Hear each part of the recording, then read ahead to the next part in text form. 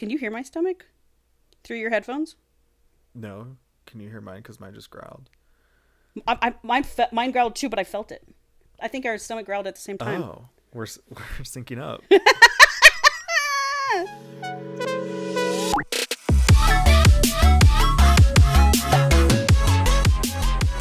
Oh, well, I'm going to do the intro. Okay.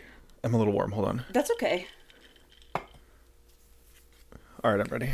Welcome back to another episode of Secondhand Smut. I'm Angela. And I'm Paul. This is Secondhand Smut. I just had to get that out of the way because Yeah, I was we're going in to say, so you got your soda stream up and going. Yeah, I got my soda stream up and going. So what made you decide to do that? Because I know how expensive the cartridges are. It's because I just do bubbly water. I don't do like soda and shit. No. Just the soda stream is not for soda. It's just for Yeah, if you're seltzer making water. soda with a soda stream, disgusting. What year is it? Disgusting. Yeah.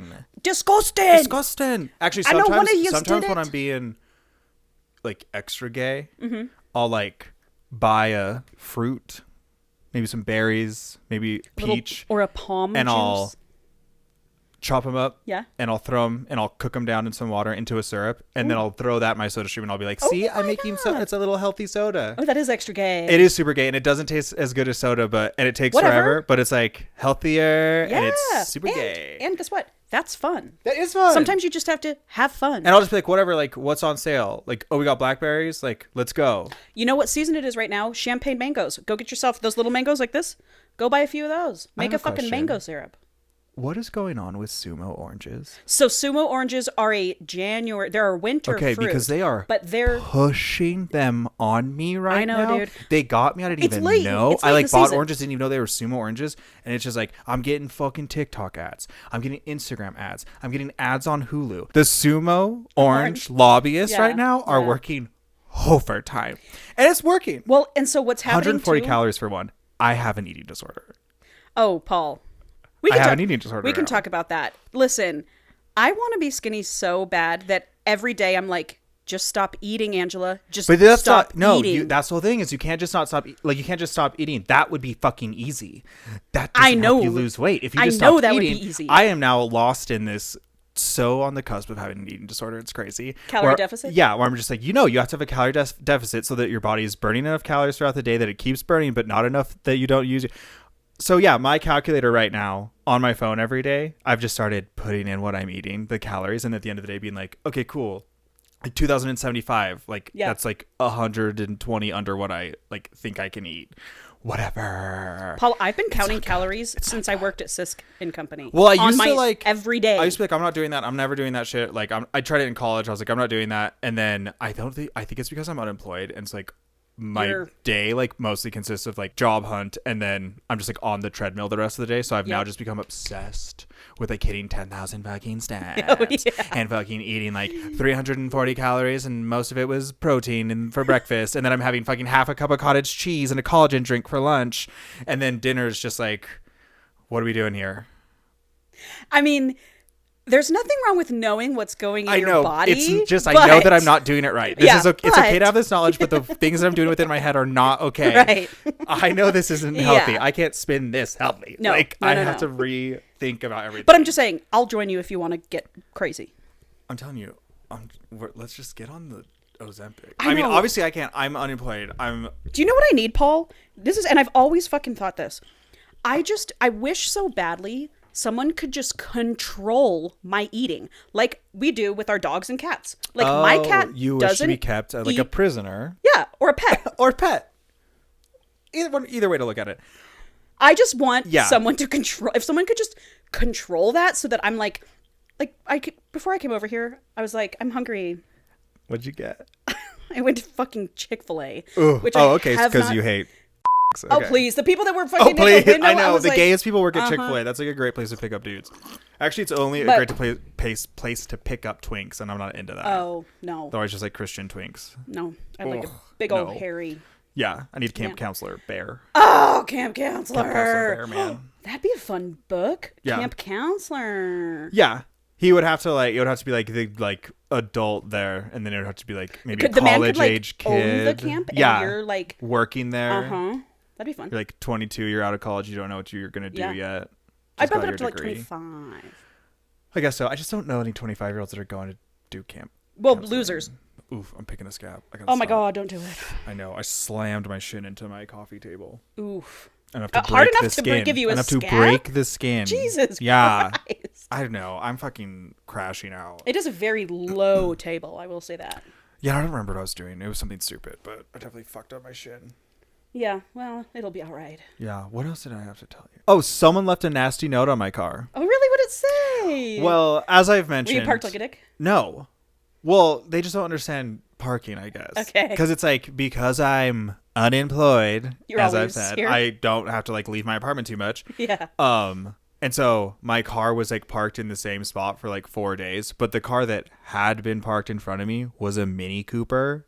And so it looked like I was like double parked, but I was like, no, you don't understand. Yeah. Like the car I pulled up into, paralleled into, was a tiny car. Right. So the fact that it's gone and there's no space for another car to park here is not on me. Yeah.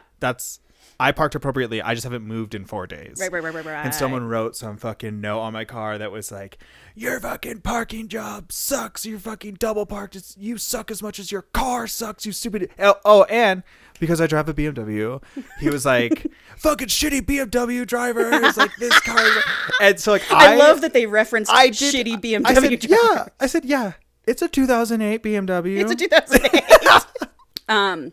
Well, Paul, in the interest of the book that we're reviewing this week, I kind of wanted to talk about it a little bit and what we're going for. Oh, you did? Uh-huh. You did want to talk about the book this week? I did want to talk about the book that we're... Okay, I guess we can. We wanted something that'll make you feel something. Oh, so this is going to be gnarly dark. You know how I read dark? Yeah, I've heard. And I think I told you that there's dark romance and there's pitch black. Yeah. Love that movie. I don't think this is pitch black. I don't. It's definitely not pitch black. But she's pretty dark. But it's definitely some of the darkest midnight that I've read. Yeah, midnight. It's midnight. So just I will say this book is not going to be for everyone. And I do want to give excited. one trigger warning, because I know some people are not. Some people, I would say most people, might be uncomfortable are with. not into this. The main kink of this book is consensual non-consent. And CNC. Yeah, which there's CNC in like almost all the mafia books that I read, but this is like CNC. Okay. I was like, oh, they're really doing it. Oh my God. Yeah. Like they're really playing it up.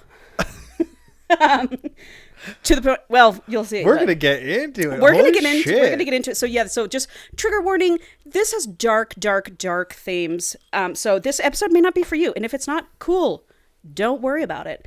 We've got 18 other fucking episodes. Turn the volume down to 0 and then stream the whole thing. Watching, yeah, and then share it on your socials. And then share it with all your friends. That's all we ask. That's all we ask. And the other thing I wanted to say was, when I read any of these romance books, I don't read what they're about. I don't read the synopsis. I don't, I like to go into all my books. You're not blind in trouble. because it's okay that you read this. No. So I want to tell you, but I'll know like, oh, this is a brother's best friend, or this is a whatever. Like I'll know that much. All I knew about this book, that it was messy, toxic, too possessive men. Sounds about like the ages of 21 to 25 for me. Yeah, but you're wrong. Great. Yeah, Good. You're going to like it. Oh, yeah. So this is, I don't have a physical copy. I have it on my Kindle. I wanted to ask you, do you want to read the synopsis like you usually do? Yeah. Okay, we have a formula. This book is called Bad Wrong Things by C.P. Harris. I bet that's not their real name. What would CP stand for? Cunty puss. You'll read it starting here with our promise, and then it'll stop there. One promise, one summer to see it through, one explosive love fueled by mutual obsession. The day Clint sees his son Joey off to basic training, the young man he's devoted his life to extracts one promise from him. Spend the summer doing something selfish for a change. The request seems harmless enough until Joey puts his best friend Raven in charge of seeing it through. Raven. I know. Raven would do anything for the people who took him in as a teen, and when it comes to Clint, anything comes without limits.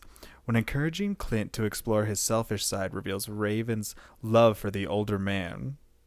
Raven is shocked to discover his feelings may not be so unrequited. Not only are they returned, but all his darkest, most hidden desires have finally found their match. Clint's possession feeds every craving Raven's ever known. Raven's openness provides Clint the freedom he's longed for to take whatever he wants, and soon boundaries are abounded at the bedroom door. As summer's promise bleeds into winter, and the threat of Joey's impending return looms over their heads, Clint and Raven love faster and harder. Oh. The Kindle cutter freaks me out. I'll be real. Me too. I'll be real. It took me a while.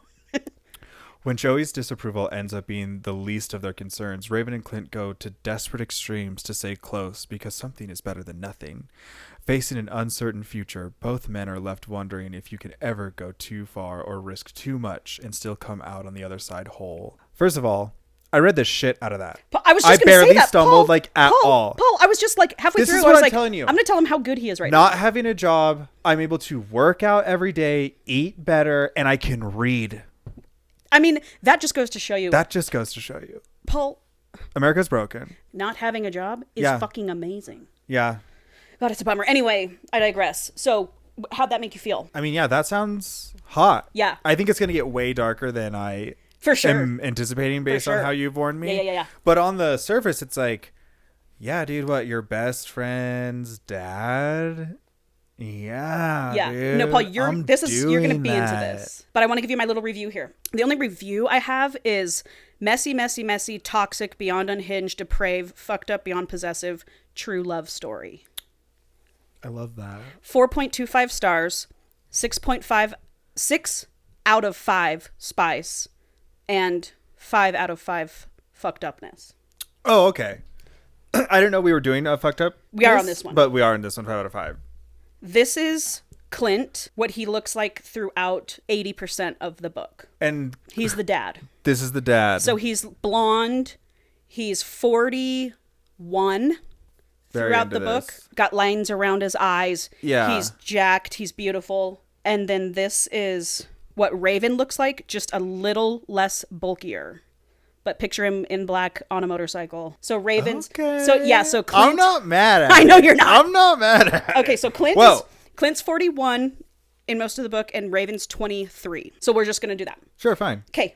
You want to get into it? Yeah. I know you're excited. This is a good one, Paul. Yeah, okay. Look, you're excited. I'm excited. You're getting me excited. Okay, good. Okay. Chapter 1. Raven is 32. Clint is 49. Future. So we're going to flash back. We're opening on Raven standing over his mother's open casket. She's dead. And he's in his head, in his perspective, he's like, I'll never be able to get away from his presence. I can feel him looking at me right now. I know he's staring at me. He'll do anything to get me to go home with him, but I'm not going to go home with him. I can't go home with him. And he goes, I have every intention of saying goodbye to my mother and flying back home, but I can't. And he ends up going home with him. Him is Clint. Obviously. So, I'm not like, stupid. page 2, he walks into Clint's kitchen. It's nighttime. It's after the funeral. It's raining outside. It's dark.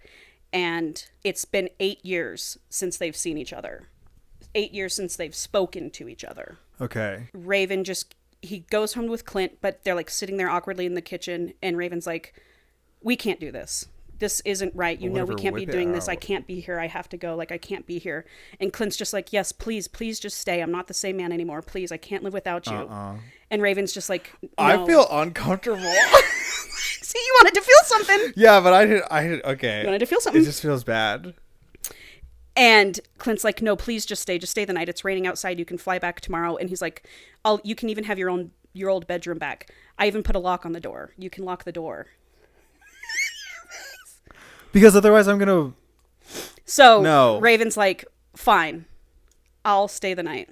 I'm still waiting for the consensual part of this. Well, mind you, this is in the future. Anyway, you'll come back to it. You'll see. Yeah.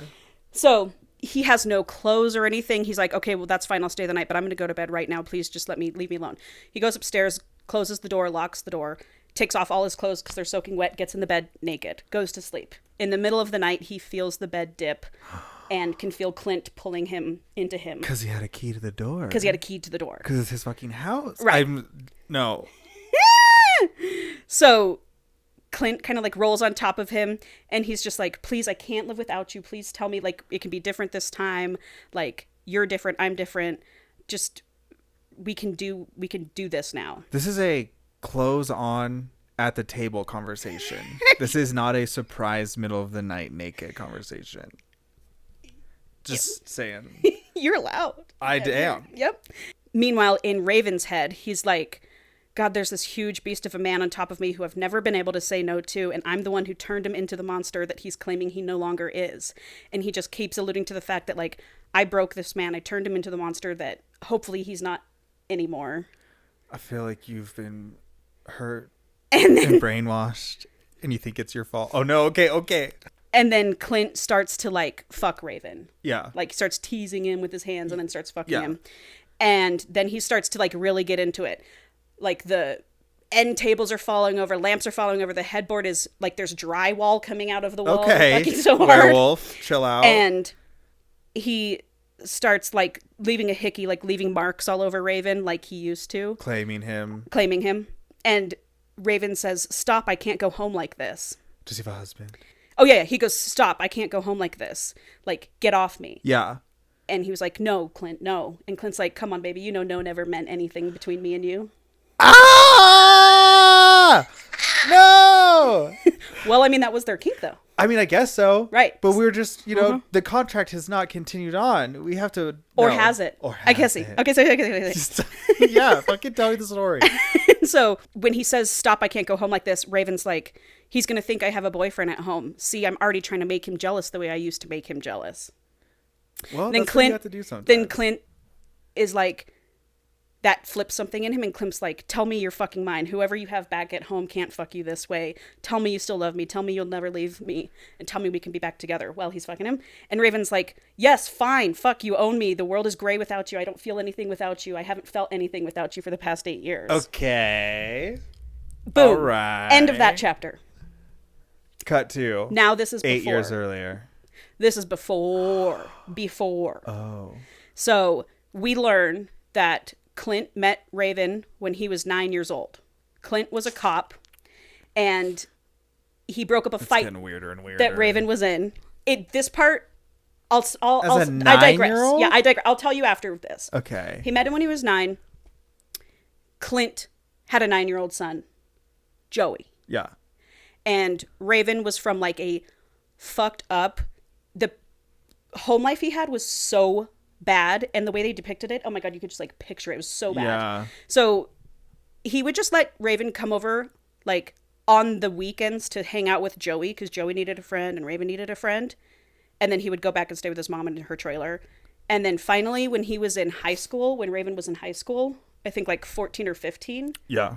his mom gave up guardianship of him, and Clint took guardianship of him. Okay. Yep. Cut to Yeah. Raven is 23 and Clint is 40. Okay. And this is where we're going to live in the rest of the book. Okay. For quite a while. Okay. So Raven and Joey are 23. Clint's 40. It's the day before Joey leaves for basic training. Go to the army? Going to the Marines. The deal was he would go to college, get a degree, and then if he still wanted to be in the Marines, then Clint would be like, all right, you can go to the Marines. Yeah. And Raven went and apprenticed at a tattoo shop and now works at a tattoo shop and is saving money to own his own tattoo shop. Very nice for him. He's moving back in with Clint to save money. Obviously. Naturally. Where's your head at? Yeah. Tell me where your head's at. I guess it's good that they're 23. I don't like that you met them when they were 9. That's weird. Yeah. I'm like grossed out by Clint right now. Yeah. I'm feeling very grossed out by Clint right now. I watched a lot of TikToks about this after I read it because I was like, what are we thinking? Yeah, what here? do the people say? There's this one guy I follow on TikTok. He's a gay guy, and I get a lot of my book recommendations from him.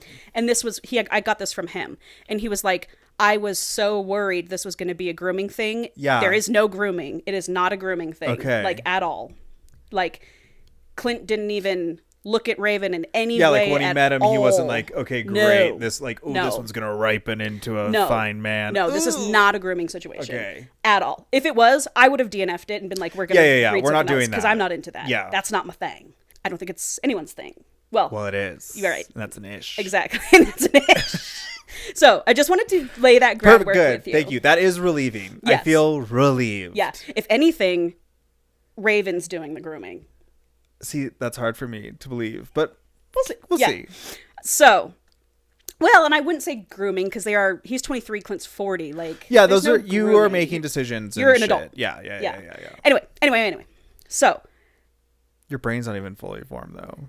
no, but I don't think mine is either at 32. I don't think it's gonna at this point. I don't think it's gonna either. Also, fuck you. Okay, so Joey and Raven are up in Joey's room, and they are best friends. Like, they have bonded so much. They never very hooked up? close. They're like brothers. What did you say? They never hooked up? So Joey and little Raven bit. are up in his room, and Joey's like really anxious, and Raven's just like, what's going on? He's like, I'm just scared. Like, this is a huge life thing. This is going to be crazy. Yeah. And Raven's like, Let me blow does you. he want and me I'll to calm make you him feel down. better right Yeah. now? Does he want me to give him a distraction right now? So Raven's kind of sitting there, like leaning against Joey's desk. He just opens the drawer and pulls out a condom and lube. And he's like, get yourself ready. And then bends over and Joey fucks him. Oh, nice. Yeah. Apparently, it's just something they do. Like, they've been doing it for years. Yeah. It's not a romantic thing. Like, Raven is not into Joey like that. He just knows that Joey's confused, and he's like, I just let Joey do this to me sometimes. That's a little weird. Yep. I feel like you should be into it. He doesn't kiss him on the See, I mouth. don't do that. Yep. I won't even watch porn where that happens. Yeah. See, it's a theme, though, the not kissing thing. I know. It's like a weird, like, repressed, like, gay thing, and I don't like it. But even in the straight books, they'll be like, don't kiss me. Yeah, I don't like that. I'm like, get I'm like, over you gotta it. be kissing. I'm For seriously not sure. watching two dudes fucking. They're not kissing. Hell I no. seriously turn the porn off. I switch it. Good for you. I'm not gonna come to that. No, hell no. Hell no. But Raven's been fully out since, like, middle school. Cool. Good for him. Then we learn that Raven has realized he was in love with Clint when he was 17 years old. And he's been in love with Clint now for That'll 6 happen. years. Yeah. That'll happen. That'll happen. That'll happen when you're 17 and gay. Uh-huh. Yeah. So, and he's really territorial over Clint. Like, whenever Clint would have, like, over the years, he would bring a woman over and she would stay the night. It would never last more than, like, one night thing, but Raven would, like, run the woman off. Yeah. You know, just territorial as fuck. So, later that night, Clint's like, let's go shoot some hoops to Raven. And they're just, like, having a conversation, playing ball. And Clint is just, like, a wonderful man. He's just, like, he doesn't even cuss. He's, like, nice, supportive. hate He's that. like, Raven, I'll help you out with whatever you need. Like, you can stay in the house, save your money. I'll help you if you need to, whatever. Like, just a supportive guy. He's like, I've always supported you. I'll always support you. Like, I'm not going anywhere. And Doesn't sound like you are. so Raven tells Clint, well, you know what I need from you? I need you to see me as a man. You've been taking care of me, and I need you to know you're not my dad and I'm not your kid. I need you to see me as an equal. Oh, I bet that is what you need him to do. I'm sure that is what you need him to do. Yeah. You fucking slut. And so Clint's like, ouch. And he's like, well, I don't really know what my identity is if being a dad isn't that. That's all I've had since Joey was dropped off on my doorstep when I was 18. So these are all not related to this guy by blood. No, Joey is. Joey is? Yeah, his mom was 18 when he had him, and Joey's mom didn't want him. Okay. So she dropped Joey off with Clint when he was 18. It and wasn't Clint like a firefighter joined thing. the cop force. Police force. Yes, police force. Yes. Mhm. Yeah. The force of cops. The popo. He's Yeah. a pig. Just kidding. Well. Anyway, Clint is still a cop. Okay. Just so you know that. But he's like, you know, I'll do my best to, like, see you as a friend and treat you as a man and not as, like, I'll try to see you as an equal. So anyway, they send Joey off the next day, and Joey's like, hey, Dad, before I go, I just want you to, like, do something for yourself this summer. Be selfish. And Raven looks at Joey and he's like, don't worry, I'll get him to loosen up this summer. We'll make it the summer of Clint. So I just feel uneasy. yeah. The first half, I was like, this is great. I fucking love this. This is beautiful. And I was like, I know the shoe's about Yeah, to I'm just drop. like worried because of the first chapter. Enjoy and yourself the way right that now. Raven Yeah. was like, just seemed Nope. desperate to not get caught in this again. And now we're like watching it start. Yeah.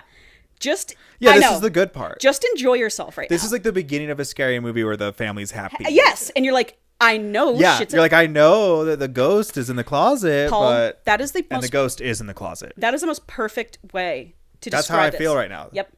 This is the happy part. So just lean in and The enjoy it. Babadook The is falling fucking in love. coming out. Yeah. So over the next week, they are kind of moping around the house. Like, Raven misses Joey, Clint misses Joey. and they're like, God, we're such sad sacks right now. Clint's partner, Bobby, she's been his partner in the force for 20 years and his best friend. Yeah. Bobby's going to be in the book a bit. Okay. Bobby's like, Clint, I got to take you out. We need to get you laid. Like, you haven't been laid in forever. You're moping around. Like, you're fucking 41 years old. You're not dead. Like, come on. Yeah. So she takes him out to this bar, and the entire time he's like thinking, I don't want to just get laid. I want someone who understands me, has some substance.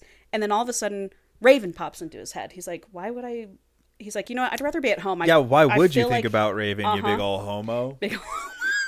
So then he goes home and just hangs out with Raven just instead. A couple of dudes cracking some beers. Yeah, man. Hanging out. Just Maybe we'll wrestle a little, horse around, see what maybe happens. our tips touch. Yeah, I don't know. A few days later, both got the evening off, and they're like, let's go up to that spot that we always used to go to and like skip rocks or whatever. And so they take the G spot. They take the canoe. They take the canoe out, and while they're like canoeing, Raven's just like ogling Clint. Yeah. And he accidentally says out loud, "You belong on the cover of a fucking magazine." Accidentally? I don't think so, Raven. It's like, oops, I said that out loud. And Clint's like, what? And Raven's like, oh, well, yeah, I mean, you've got this whole like DILF thing going on. Yeah.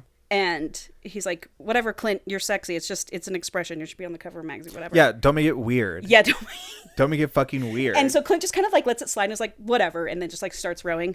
And they get... Takes his shirt off. They get there. Yeah. They get to there and... They get to you okay? Are you a little flustered? I want to go to there. Yeah, you're getting there. Not yet. And Raven is just like staring at him, just pining over him. Yeah. In his mind, like if you could read his thoughts, like he's just longing over this man, pining over him. And Clint's like, well, let's get out of here. Let's go get some dinner. And Raven's like, I'll take you out on my Harley. You can ride. Bitch. Yeah. You can ride backpack. Wrap those arms around me. And so that's these two men like on this Harley. Can you believe it? 2 men on a Harley? You homophobe. No, but I mean, like, if... Could you imagine if you were out in public and you saw 2 men? Paul, that's not what I'm saying, you fucking cunt and a half. I know, I saw these old gay guys Clint is holding supposed to be hands straight. earlier. That's kind of like seeing 2 guys on a scooter. It's like... Yeah, but when you see a straight guy on the back of another dude's motorcycle, he, like, doesn't hold him. He does that straight thing where he, like, holds the sides. Yeah, but that's not what's happening here. Yeah, well, then I'd say those are a couple of driving down the street. Oh, and no. I think it's beautiful to see them out Well, and yeah, about. that... Yes. Paul... I'm just making jokes. I'm not. This is just for fun, dude. I'm just making jokes. You don't need to defend it. So he's on the back of his motorcycle, jerking him off as they ride, like bros do. Yeah. Well, and obviously Raven's like chubbed up. Yeah, like he's like, oh my god, Clint's fucking squeezing me with his thighs. His cock is right there. Yeah. Like, blah blah blah blah. Yeah. He wants to know what is it dad or son that's got the better fuck. I know. And he's gonna have a unique opportunity here to tell us that, which is crazy. Yeah, well, I'm gonna say the dad must do it better because he kisses. Yeah, for sure. So over the next like 5 days, they take like an evening ride every night, and they both. This is some homo ass shit, dude. Yeah. I'm gonna tell you right now. This is some romantic gay shit. It sure is. This I would be done for. Yeah, me too. Oh, and I was like. But you know what though? In this situation, I picture myself as Raven because I'm such a young, youthful person. And I can't drive a motorcycle. No. And I can't even more with someone on the back. We'd be dead. Yes. Rolling. Yeah. Tipping over. Yeah. We would make one night. Yeah. One romantic evening. For sure. Dead. So then one night after their ride, Clint's like all sad and he tells Raven about his dad and baby brother's death. And he opens up to Raven about it. How did it happen? They died in a car accident. And Clint is kind of alluding to that it's like his fault that his baby brother is dead because he didn't buckle in. He was supposed to be in the car instead of his baby brother. Why didn't he get in the car? We learn that much later, and we can't talk about it now. Okay. So then, in the middle of the night, and now it was like they talk until like 1 a.m. And then when they say goodnight, Raven goes up into his room and takes everything out of his closet and paints like a mural of Clint as an archangel. What? And then gets that tattooed on his body like 2 days later on his ribs. Whoop! Fucking red flags, dude. There are sirens going off in my head right now. Yeah. This is... Whoa. Yeah. He is becoming... Becoming? He's obsessed. He's in it. He's addicted and obsessed. Yeah. Remember, I told you the only thing I knew about going into this book was that it was about 2 aggressively possessed Dude, I gotta tell you, MCs. The second you're just drawing on walls, you've lost the plot. Yep. You need to talk to someone. And then getting a huge tattoo all over your That rib I'm like, page. oh, you got a big tattoo? Like, that's cool, whatever. Sure, But of him as an archangel, and that's on your body. And how are you going to live with this guy? Right. Yep. Oh, man. That escalated. Yep. So time is just passing. It's been like maybe another week and a half. So now it's already been like a month probably since Joey's been gone. So they're just hanging out with each other all the time. Every day they're fishing, they're lifting weights, they're making dinner, they're watching movies. They're not really hanging out with anybody else. This is what gay husbands do. For sure. On Scruff. That's what they do. Fishing. Yeah, like there's the pictures of them like fishing, and then there's like occasionally we like to share a bottom. You're just like, whoa, bro. I'm like, your life looks lovely. That sounds great. It sounds amazing. I'd like an app where they're like occasionally we like to share a lady, short brunette. Well, maybe, like you can do there it. probably is an app. We'll figure it out. And so over this time, Clint is starting to become a little more attached. Well, I'll use the word attached to Raven right now. He hasn't seen the mural yet. Nope, he hasn't seen the mural. There's still no... Has he seen the tattoo? No moves have been made. They're not even touching. They're not, but they're becoming very close. Clint is like opening up about shit that he's never opened up about before. And Raven's just like, yes, he's treating me like a man, like he's seeing me as a person. He's opening up. And he's just like reveling in that. I've got him in my trap. Uh-huh.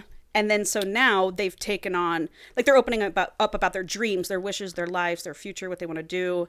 Are they braiding each other's hair? They would if they could. Going on? They would if they could. And so Clint was like, I want to restore my dad's old car. So they start this project together. And then one day they finally get the car to turn on. And Clint's like, and they kiss. Fucking excited. He's like, yeah. And like Raven gets out of the car and Clint like starts to approach Raven. And Raven's like, don't you fucking, he was like, is this guy going to pick me up right now? And Raven's like, don't you fucking pick me up, Clint, unless you plan on fucking me against a wall. And he goes, oh, fuck, I said that out loud. I'm not buying the, oh, fuck, I said it out loud. I gotta tell you, that I think is trash, and I won't stand for it. For sure. You know what? You're it's a manipulation. You are manipulating. And I respect it. You'll respect his manipulation. Well, because sometimes I'm like, is it manipulation, or am I just setting you up? Yeah. Am I helping you out? Or I'm just giving you opportunities to grab what you want. You're like, giving me some sound alarms here. No, I'm just saying. I would never be like, oops, did I say that out loud? I would be like... He doesn't say that out loud. No, but you're saying in his head, he's like... Oh, I know. Yeah. Well, in my head, I don't fucking lie to myself like that anymore. True.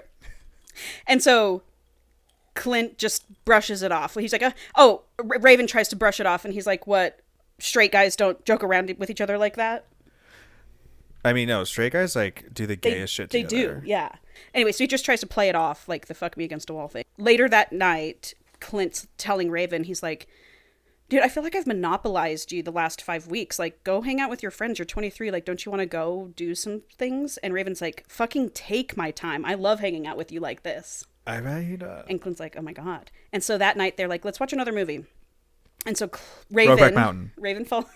Actually, you want to know? They do what? They both of them have a love for rom-coms. Of course. Yeah. Dude, this is a lovely gay couple. Uh-huh. Like, I don't, you know. So Raven falls asleep on the couch and is woken up like he doesn't open his eyes, but is woken up by Clint kissing his forehead and laying a blanket over him. And Raven's like, what the fuck? And then Clint lingers the kiss a little bit and then leaves. And Raven was like, was that like some weird like caretaker kiss? Yeah, that was some was that daddy him, stuff. Or was that him like romantically lingering? Sneaking a...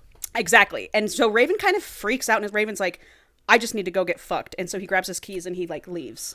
And he goes out to the fuck store. To the fuck store. He goes to his friend Link's house. Link is short for Lincoln.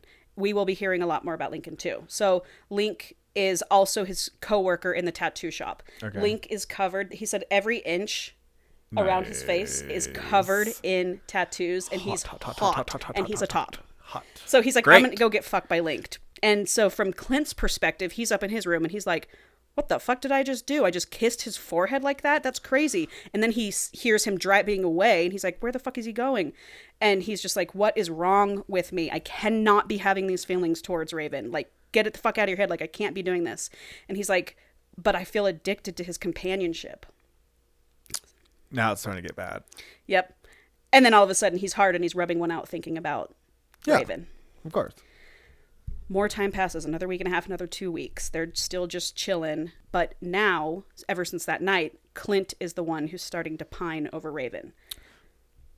Got him right where you want him there. Fucking psycho archangel. Yep. So now it's like 6-7 weeks into the summer. And then one day Clint asks Raven to give him a tattoo. And while Raven's doing it, Clint gets a hard on. And Raven's just like, I'm always hard when I get tattooed. Don't worry about it. It's fine. It's totally normal. Yeah. Don't worry about it. And Clint's like, all right. And then one day Link comes over to the house to work out with Raven. Their detached garage has been turned into like a home gym. Sweet. They'll pull out the like benches. Oh, yeah. Oh my God. Oh, I'm they're picturing pulling them out. men just fucking. So Link is working out with Raven. Clint's like watching from the kitchen window or whatever. And he's like so jealous Oh my God. of Lincoln. This is cuck situation. And he's just like, why am I jealous of this kid Lincoln? This is fucking insane. He's like, I can't be thinking this way. Then one night, a few days later, it's Friday night, all hell breaks loose. Lincoln invites Raven out to a club. Raven invites Clint. Clint's like, no, I already have something going on tonight. I can't meet you there. And so Raven's like, I'm just gonna get fucked. And he sees this like 6'4" hot ass guy, grabs him, takes him out onto the dance floor, and is just like dancing. He's like grabbing his dick and whatever, and they're like making out, and it's just like hot and heavy. And then he looks over, and Clint is there staring at him. Yeah. And then this woman appears with her arm on Clint. Fucking whore. That's Hussy. goddamn right, you fucking slut. Yeah, get out of here. This is gay stuff. Fucking whore. And so Raven is like, his back is to the dude's front, and he's like grinding his ass. Yeah. And he looks at Clint, and Clint's just like, his fists are balled up. He's got rage in his eyes. He's shaking his head. If you're this girl, are you just like, why'd you take me to this gay club? And why are you like so mad? Why are you like really mad? Yeah, why did we like leave dinner to go to a gay club to watch a guy dance and you're like pissed? Yeah, for sure. Yeah, we never get her perspective. It's time to call it a night. And so Raven, in his mind, is like, Clint's never seen me make out with a guy or be with a guy ever. And so this is, in his mind, I'm sure it's like hard to get there, whatever. Yeah. He goes, Clint is looking at me with such disgust in his eyes. Because he hates must gay be people. homophobic. Because he hates gay people. Yeah, he's a homophobe. That's not that hard to get to. Okay. You're kind I of. was just like, you're jumping to conclusions. I don't know. Like, I he's been guess, supportive of you being gay since you were in middle school. Yeah, but maybe he's like, don't shove in my face. I mean, yeah, that's what Or I could Raven's be so in thinking. my face about it. I'd be like, maybe don't come to the gay club. Yeah. If you don't want to see gay stuff, don't come to the gay club. They never specified that it was a gay club. In fact, it's not. It's a venue, but it's just a club. It sounds pretty fucking gay to me. It comes back into play later. Anyway, Clint is a fucking homophobe. And who is this bitch on his arm? Yeah, probably some other homophobe. Uh-huh. So he's just like pissed. He's like, I gotta get the fuck out of here. So somehow Clint beats Raven home. Raven says goodbye to Lincoln, says goodbye to that guy, takes a taxi home. And when he gets home, he gets into the kitchen, and Clint is sitting at the dining room table with like a bottle of scotch. Ooh. And Clint looks at him and says, did you fuck him? And Raven goes, He fucked me. Did you fuck her? Oh.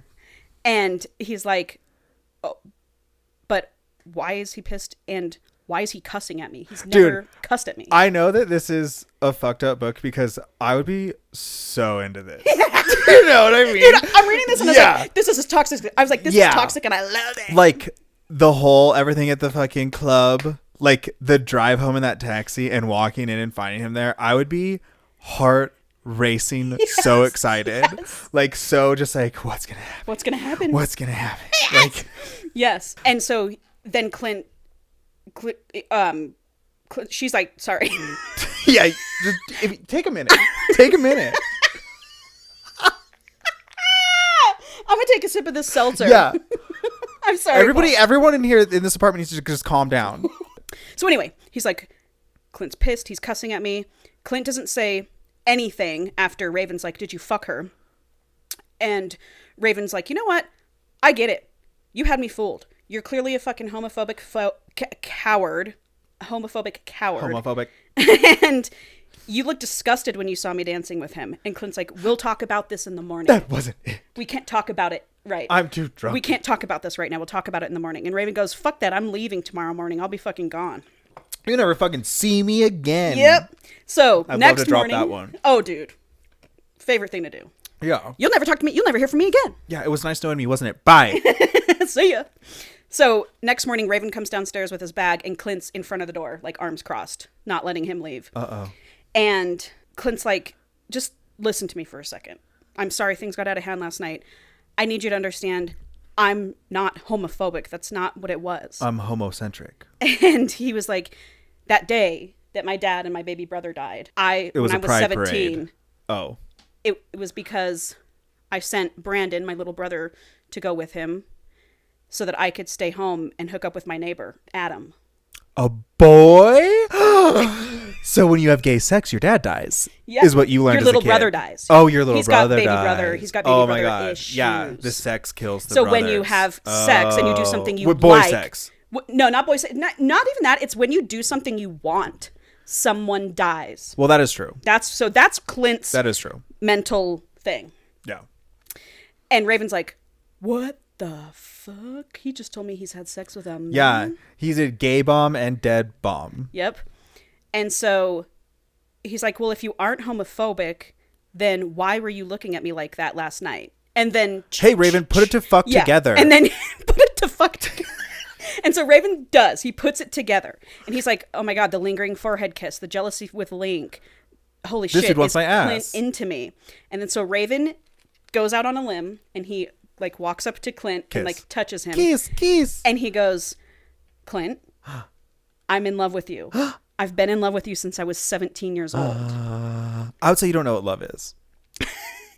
And you would be wrong. I'm going to read you a little something from the book now. I'm in love with you. I've been in love with you since I was 17. Raven, he cut in hoarsely. And please don't minimize my feelings with some bullshit about me being young or confused. I can handle anything but that. I braced for his rage, his dismissal, or his indifference. When he finally graced me with his smoke-filled eyes, there was only exhaustion there. He'd lost whatever fight he'd been waging internally. Now your turn. That heated look in your eyes last night when you saw me dancing with that guy. Clint flinched from the reminder, looking at the table where his cell phone vibrated. Don't fucking answer it. It could be work. Fuck work, I said, crudely, unintimidated by the hostile eyes he turned on me. Was that anger or jealousy last night, Clint? He sighed, circling in place with his hands jammed into his hair. Were you pissed at seeing me with a man because you think it's wrong, or were you jealous? Both, damn it, Clint screams. Both? He goes, all of the above. I was shamefaced and angry at myself for wanting you. Pissed because you being with a man is wrong if that man isn't me. Okay. Jealous. Way to save yourself, motherfucker, because I'm about to throw hands. Okay. Jealous because the only set of hands that should be setting your body on fire are mine. Clint lurched for me, his fingers going I'm around. so broken. I would be like, we have to get married. We have to go get married right fucking now. We have to Well, get married Paul, right now. so what happens is going to make sense to you. Okay. How they fall into it. I know you're excited. Anyway, Clint lurched for me, his fingers going around my throat, a growl rumbling through his chest. I wanted to rip his fucking tongue out and spank you for being such a whore. Okay.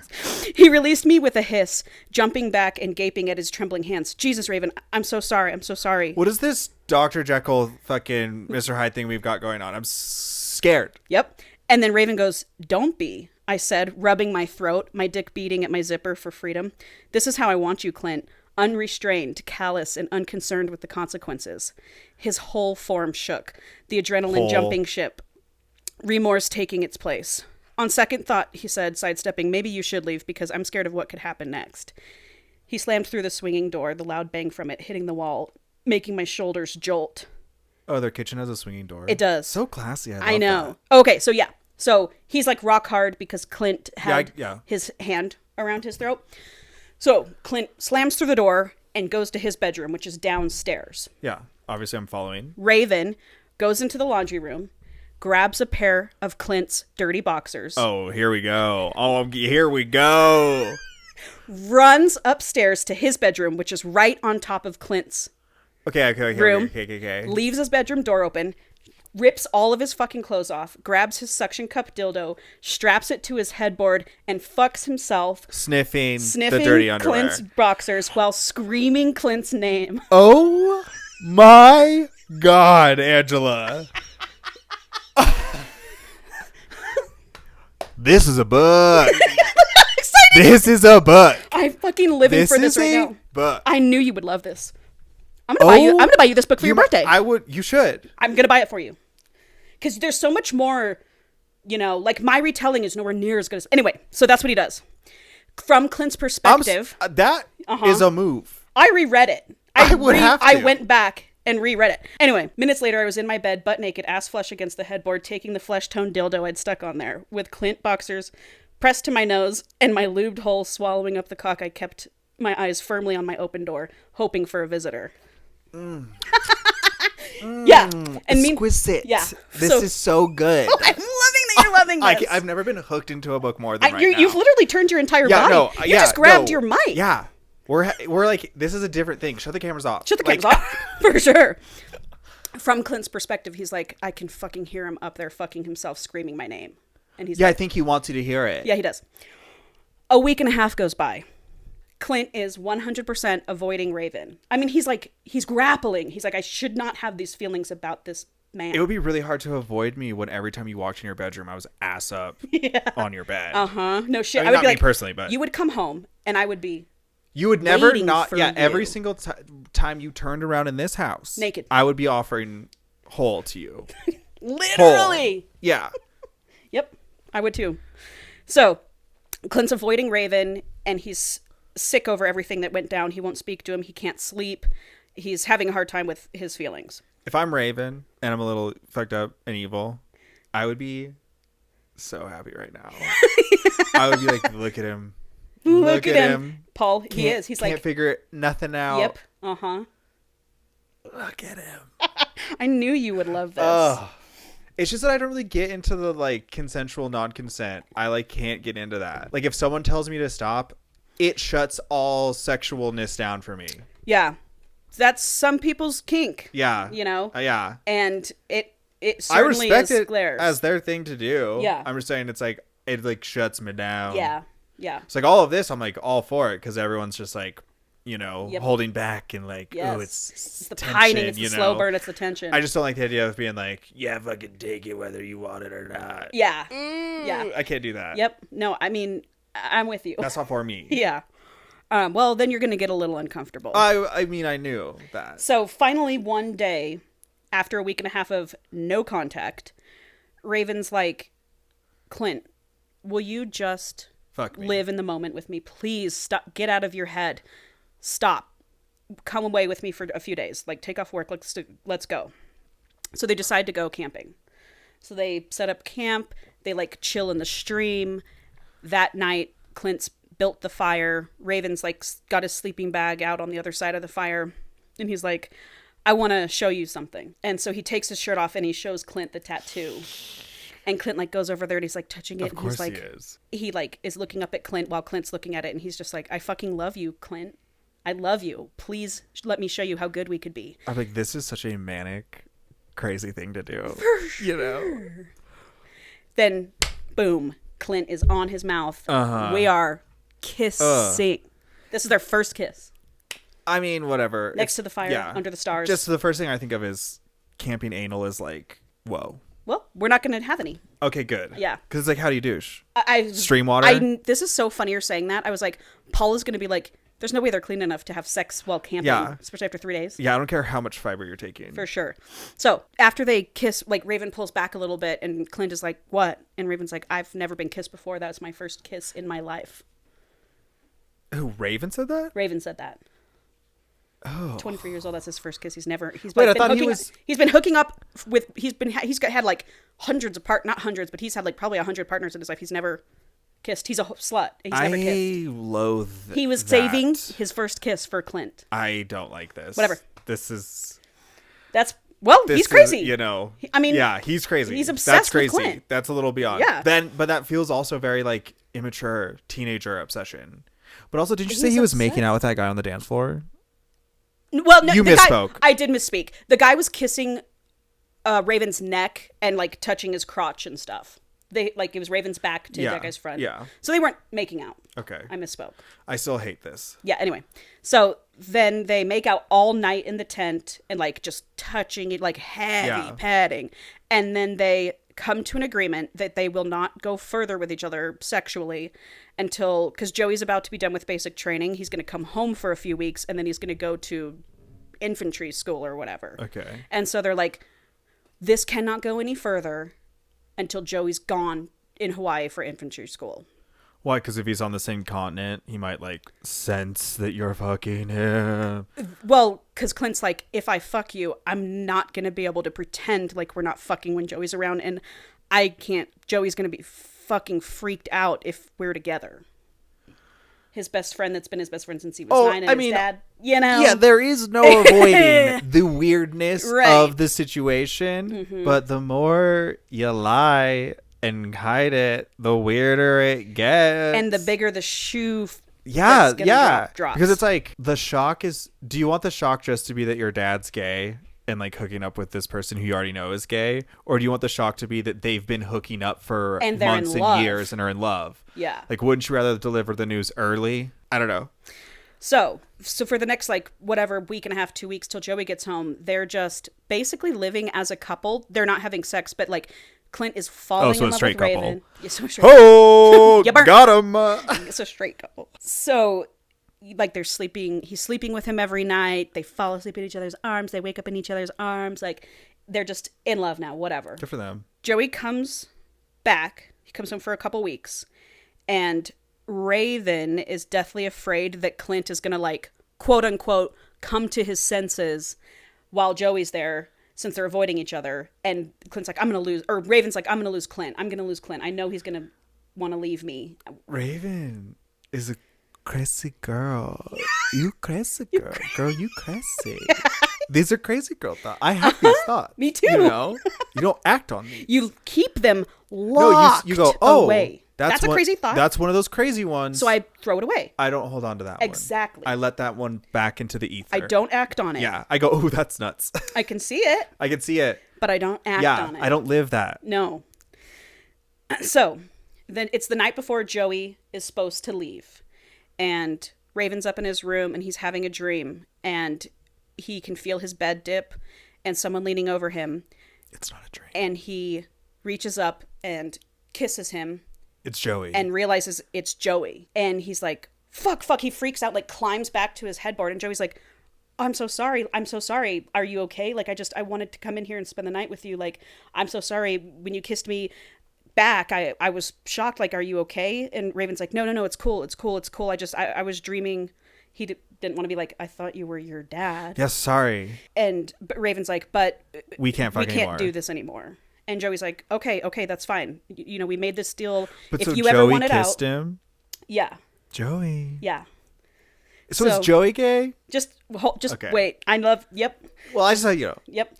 So Joey's like, we always said that if you ever wanted to not do this with me anymore, I wouldn't ask you questions and we would take this to the grave. So take this to the grave. And Raven's like, yeah, take this to the grave. Joey leaves. Hot. Yep. Take this to the grave. Hot. Okay. So Clint and Raven walk into the house and Raven's like, it's on and popping now. I'm not waiting another Gaped 30 up, hole open. seconds to have sex with you. Yeah. Wear me like a puppet. Yep. So they go into Clint's room and they're like, this is fucking happening. And Clint takes his dick out and it's like huge. Oh, because they haven't fucked or anything yet. No. Right. This is just happening. Yeah. Yep. Big old daddy dick. Okay. Huge, massive daddy dick. And Raven goes, do not hold back with that thing. Fuck me like I've wanted you to fuck me for years. And I'm going to ride your dick or I'll die trying, is what he says to Clint. I'm just like, Raven, you've been hurt. And I can tell by the way you're acting that like something not so chill has happened. When they're done and they have like crazy good sex. Yeah. Clint is like holding Raven, and he's like whispering in his ear, and he's like, "You should have never let me touch you, Raven." And then, which is a bit of foreshadowing. Oh God. So then over the following weeks, they spend all the time together. They do not talk to anybody else. Bobby's like, "Hey, haven't seen ya." Yeah. And he's like, "Oh yeah, I'm just like, hanging around with Raven, blah, blah, blah, blah." And they're smitten. So they fixed up Clint's dad's car. Mm-hmm. And so Clint tells Raven one day, he's like, "I want to open up a garage. I want to quit the force. I want to open up a garage, and I want to restore cars." And Raven's like, "I'll help you achieve your dreams, baby. I love you. I'll do anything. Like, I'll help you do anything. Like, you got to be more confident in yourself." Just like building Clint up, Oh, we all know Clint's her. insecure. We all know her. She's going to eat this man up. So then Clint actually comes out to Bobby one night and is like, "And I'm with Raven." And she's like, "What do you mean with Raven?" And he's like, all up in them guts. I am with him. Yeah. Blending we those have become guts. one. And he goes, "We're an item." And she goes, "What do you mean you're an item?" He's like, "We're fucking. We're Yeah. together, How about Bobby." you stop being so stupid, She goes, Bobby? "He's like your son." And he goes, "He's not my fucking son." You said like. You said like. And then Bobby chills out and she's like, "You know what, Clint? You're the happiest I've ever seen you. I support this." And we all know Raven's sex on a stick. He's hot as fuck. Ooh. Bobby is a supportive queen. Bobby is a supportive queen. Bobby's gay. Obviously. She's married, obviously. Obviously. Your name's Bobby. You're a lady cop. Gay. Yeah. Yeah. But we love Bobby. Yeah. So anyway, he came out to someone and he's like feeling good about it. And so now it's probably like 3, maybe 4 weeks, probably 3 weeks that Clint and Raven have been together without Joey. And so now their sex is starting to become more possessive. And Clint is starting to become a little more possessive and unhinged during their sessions. He's like what? Like, "Who owns you? Who do you Okay, fucking belong yeah, to? yeah, Tell me, stuff like that." And Raven just... Whose hole is that? Yeah. And obviously Raven's like, "You do, you own me, you own every fucking..." But it's just getting a little bit more and more depraved. One day, Clint's like working on a car in their driveway, and Raven is lifting weights on a bench, and then Clint goes over there and starts to try to fuck him, and Raven's like, "We're in the open, like what if a kid like..." And Clint's like, "I don't give a fuck. I want to claim you in front of everybody right here, right now." And Raven's like, "Claim me then." And they have sex. Like, they're getting reckless. You're a cop, dude. Right. You could go to prison for that. Yeah. This is indecent exposure. They're getting reckless. And it's like, that's getting a little more depraved. There's a bunch of sex scenes. See, now I'm over here like, so Clint's mental health is not good. They're feeding. It's a classic case of two fucking people feeding the fuck off of each other. Yeah, because it's like Clint was always like, "Oh, I don't do anything for myself, and I'm just always straight-laced, and I always following the rules." And so now this like little shadow self of you in the back of your mind, who's just a depraved monster, selfish nightmare who wants anything. I'm letting him out of his cage. Yeah, and that's why you got to do that shadow work, baby. You got to get to know your demons, because otherwise they're going to come out. Well, it's like repression. It's like, don't repress it. Embrace yourself. Worse you're gonna be. Yeah, but now you've ripped yourself into these two people, and one of them's gonna get you thrown in prison as a sex offender. A couple days later, Clint's like, "Oh, hey, I forgot to tell you, I'm going to a wedding this weekend."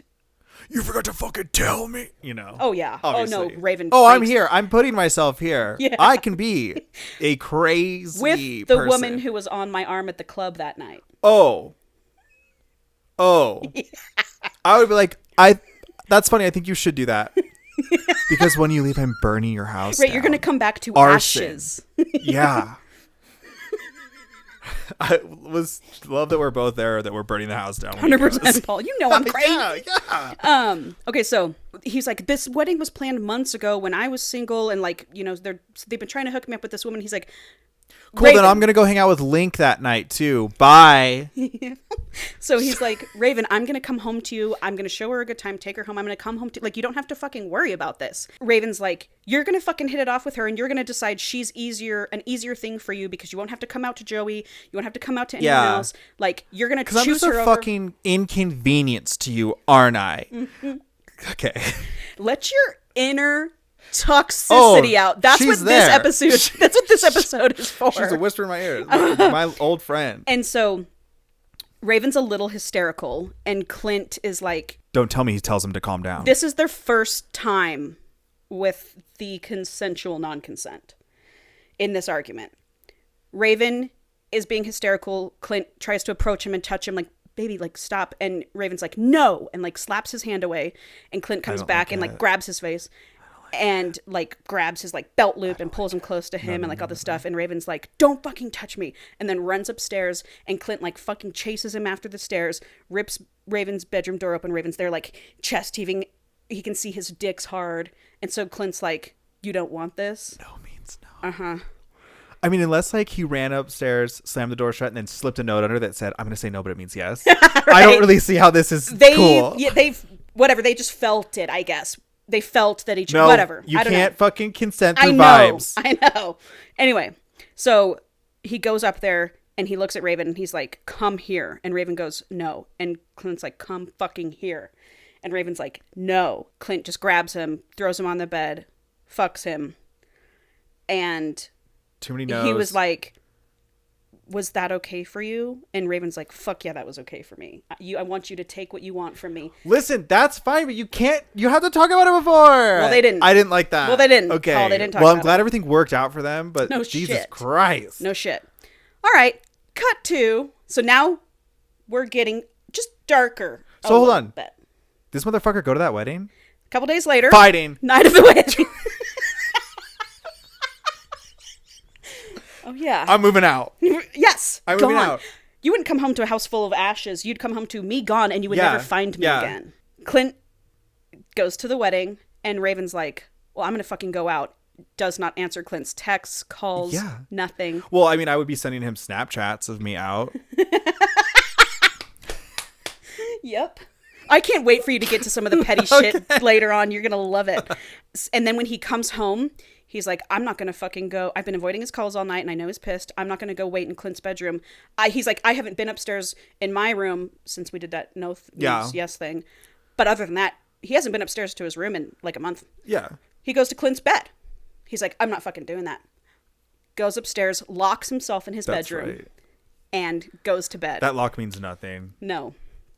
So Clint comes home. It's the middle of the night, and he can hear him come up the stairs, knocks on the door, tries to be like, please come out, please come to my bed. Raven's just silent, doesn't say nothing. Eating it up. Clint. Eating it up. Banging on the door now. Oh, he's in there eating it up. Get the fuck out here, Raven. Raven's like, I hate this. Silent. I don't like this. Clint. No. Kicks the door in. He's naked. Clint's naked? Clint's naked. Rips the sheet off Raven. Picks him up. Fireman carries him and says, you don't fucking sleep in this house unless you're sleeping in my bed. And carries him downstairs like a psychopath. I'm just saying. That's what Raven wanted. In a weird, gross way, he's still treating him like a kid. It's like, you're under my roof. Thing. Like, we're going to do what I fucking want to do. I see it as a possessive boyfriend thing. I don't know. It still feels to me like a little. Maybe it's because they already have the established, like, relationship of that. Yeah. It's like, when you're in my house, you sleep in my bed. It just feels like an angry Well, I guess dad. because I have heard that so many times in straight romance novels that to me, I was like, that's just a possessive Well, it's thing. definitely possessive. Yeah. But no, I see what you're saying. So then he takes him, puts him on the bed, fucks him like crazy. And then when he's holding Raven afterwards, Clint is like whispering in his ear and he's like, I can't get close enough to you. I need to feel your bones. I need to be under your skin. I can't even have skin between us. And Clint goes, serial killer. And Clint goes, I sound insane, don't I, Raven? And Raven, guess what Raven says? You're raving mad. Raven goes, no, you don't. You sound like a man in love. You sound like me. So they're just crazy eating. No one's pumping the fucking brakes. No, they're hurtling full speed into something bad. Oh, read ahead. Yeah. So a few days goes by. It's Clint's birthday. Raven takes him skydiving. Clint's always wanted to go skydiving. They go skydiving, and they get in the truck, and Clint's like, backseat now with your ass fucking up. And Raven's like, here now? And he's like, yes. They have sex in the truck. Dude, now Raven has to keep that hole clean. Oh, do you want to? On 24/7. like 24/7. And do you know what they say earlier in the book? Like once they start fucking like crazy, Clint's like, we've got a bottle of lube within hand's reach everywhere in this house. Yeah. You got to say strapped. I just thought it was funny that they said that. Anyway. Well, yeah. I mean, spit on it, but whatever. So they're in the back of the truck. It's like a Tahoe. And they're just like sitting there. Raven's sketching Clint. They're just talking. They're talking about their future. They just had sex. They went skydiving. They're in love, blah, blah, blah. And Clint's like, tell me about our future. And then it gets weird because they have to tell Joey. Raven's like, we're going to be together. You're going to open your shop. I'm going to open up my tattoo shop right next to you. Joey's going to buy the house next door to us. We're all going to live happily ever after. Honestly, a tattoo shop / mechanic is like a really cool idea. Restoring classic cars. Yeah. It really is. And it's like, you know, the clientele would be totally the same. Uh-huh. That's a good idea. Yeah. So Clint kind of relies on Raven. Clint's insecure, and he relies on Raven a lot to build him up and make him feel better. I was going to say, I do think that they're both really insecure. Yeah, for sure. That's like, I think also what's feeding into all of this. So then, still his birthday, it's that night, they leave, and Raven's like, I want you to fuck me. And says one of the craziest things I've ever heard. And I was not planning on reading it myself. I was going to make you read it. Make me read it. Do you want to? Yeah. Okay. Hold on. Let me find it. Okay. So just setting up the scene for you. They're home. The house is dark. They've got a fire going in the living room. They're laying on the rug playing rummy, and they're naked. What a bunch of homos, dude. Oh, yeah. Okay, so I'm going to read this part, and it's crazy, okay? Let's do this thing. Oh, my God. We shouldn't be saying this. Should we be saying this out loud? What? I'm just like, this is on the internet forever. If I need to cut it, we'll cut it. Okay. All right, so once home and fed, we played naked rummy by the fire because Clint's naked body lit up by the flames held the top spot on my hot as fuck list, and his pre-cum glistening through his slit like diamonds before sashaying down the thick vein on the back of his wood would always make me thirsty. And waiting as he sat back on his palms and widened his legs for the plump hypnotic gems to bypass his sack before I slithered in to kiss them from his hole. Sashay away. Sashay away. And then... actually, you don't have to turn the page. Just this quote right here is what Raven says to Clint. Okay. After looking at the pre-cum dripping off his dick. Okay.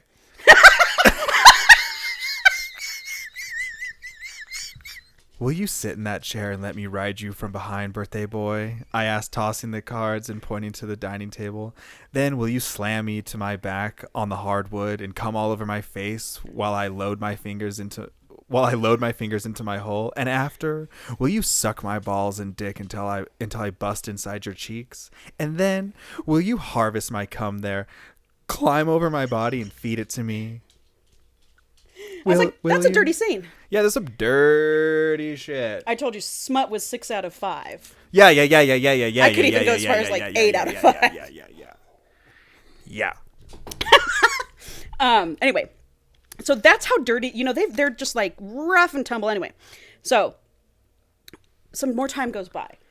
They're fully into their now consensual, non-consensual kink. Yeah. And it's basically mostly all of the sex they have. And when they're done, every single time Clint's like, do I need to apologize? And Raven's like, don't ever apologize for giving me what I need. And he's like, don't ever stop yourself. If you want to fuck... then you fuck while I'm screaming for you to stop. That's what he says. I could never. Yeah. So Clint, in that moment, is like, he's the devil on my shoulder and there's no one here to stop me. And I'm like, how about you stop yourself? I'm like all for it. For that. All for your like, kink. But it's the unhealthy. Yeah, it's not it's just the obsession part that's like if that's out of your control. Kink, that's your kink. Fine, dude. But in your personal life, y'all are getting a little out of hand. Yeah. You need to like still You're be able to snowballing. like, buy groceries and like get gas. Right. Like you don't have to like fuck every second every day. Right. Anyway, so he's like, he's the devil on my shoulder and no one's stopping me. And Clint's thinking in that moment, he's like, if I could quit my fucking job, board up my windows, and chain him to my bed for the rest of his life, I would. So Clint's gone. I mean, I love the sentiment, but... Right. Okay. 2 weeks later, the shoe drops. Okay. And I want you to prepare yourself, because shit's going to be bad. I can't believe... For a while. Okay. Okay. The only way is through. Yep. The only way is through, baby. So Clint gets a letter from Joey. They've each been getting letters from Joey and writing to Joey. And Clint opens his letter and he's reading it and he's like, what the fuck? And it says, I'm in love with you. You meant to write it to Raven. I've been in love with you. And that night before I left for school, when we kissed, did you hear me say I love you? Oh, no. Clint's gonna kill Raven. This honestly is sounding like a true crime podcast. Like, I'm waiting for the murder. Yep. Raven comes in the house. Honey, I'm home. Opens the door. Boom, boom. 2 shots. The Christmas tree is on the floor. Food is on the wall. Food Every is on the piece wall? of furniture is ripped, trashed, thrashed. The house that's not healthy. is trashed. Oh, that's not healthy. Clint blacked out. He has flashes of him slicing his hands open on the mirrors. He has flashes of him breaking the furniture. Flashes of him drinking an entire bottle of scotch. Monster Energy drink. So Raven's seeing this and he's like, Clint? Clint swings out the kitchen door. Drunk? Fucking, yeah. He drank a bottle of scotch. Yeah. And honestly, there was no other option than this. We were headed towards this the whole time. Comes out, swings the door. How long have you been fucking my son? He fucks me. Raven. Idiot. Yeah, damn. Raven's like, turns white as a ghost. And he's like, how long have you been fucking my son? Screaming. This is a crazy take. Honestly, you know what though? Raven probably should have mentioned. He should have mentioned that. But I guess, then that would have been outing Joey. For sure. But in this unique situation, I would say that maybe Raven should have said, hey. Yeah. He was banking. He's like, I'm confused. Well, we said to I our thought grave. Joey said to our graves. Well, that's because he put the wrong letter in the envelope, obviously. Obviously, this is a clerical error. Clerical error. And so he goes, how the fuck could you do this? He's screeching. How the fuck could you do this to me? You know, you use your body as a weapon. Did you kiss him? Yeah, did you I fucking do. kiss him? Did you read the last page? It says, on the last night when I kissed you, did you hear me say I love you? Did you kiss him and did you hear him say that?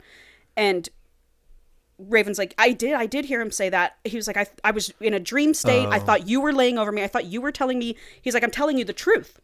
And he is. He's not lying. He's not lying. You know? The situation's bad. Right. But Clint's like, my son is in love with you and I've been fucking you and you're in love with me. And this is messy. This that is is an messy. accurate description of the book is messy. Messy. Ooh, this is gay messy. This is getting messy. So Raven is just like, please, please, please listen to me. We can work this out. Don't throw me away. Don't throw us away. And Clint is just like, got him by the throat, pushed up the fucking wall. And he's just like, you're such a fucking whore. All this shit. And that's turning him on. No, he's sobbing and it's not turning him on. He's like, we're breaking up. This is terrible. This is bad. The house is fucking just like, this is bad. Clint backs away and he's like, I'm not going to fucking jail. He's like, I got to stop myself. He's like, from killing him? Yeah. And so Clint's like, there's no way, Raven, this will ever fucking work out. He'll never accept that we're in love. He's in love with you. I love you. It's never going to work out. You're delusional. He's like, I don't even know who you are. You're nothing but a horror. You betrayed me. You lied to me. He said, bad things happen to me and good things are taken away because of those bad things. But I can't tell if you're the good thing being taken away or if you're the bad, wrong thing that's happening to me. Bad, wrong things. Name drop, Name title drop. Title drop. And so Raven's just sobbing, begging. And Clint's like, goes in his room, slams the door. 1 week goes by. They have not spoken. But are they still living in the house They're together? still living in the house Awkward. together. And it's like, after work, Lincoln's like, just come to the bar with me. Let's talk about this. Yeah, let me tear you open. Ooh, and I would let Lincoln tear me open. Covered in tattoos. Well, actually, I cannot get past the fact that Raven wasn't kissing these men. It's wild. Especially your coworker. I have to see you. Link's like, are you going to fight for this or are you just going to lie down and take it? And Raven's like, I'm going to fight. I'm going to fight for it. Blah, blah, blah, blah. Seems like you guys will lie down and take it a lot. So the next morning, he's like up. He's waiting to hear Clint out in the downstairs to make his move. Approach him in the kitchen. So he approaches him in the kitchen and Clint's like, don't, Raven. Don't even fucking try. There is no fixing this. There's no coming back from this. My son will be devastated. I hate myself for hurting my son. He's like self-loathing hard. His guilt is through the roof. He's just like, I don't want this. All right, my crazy girlfriend in my head. Okay. We're talking. And she is saying what she would do is... I could call you sexist for...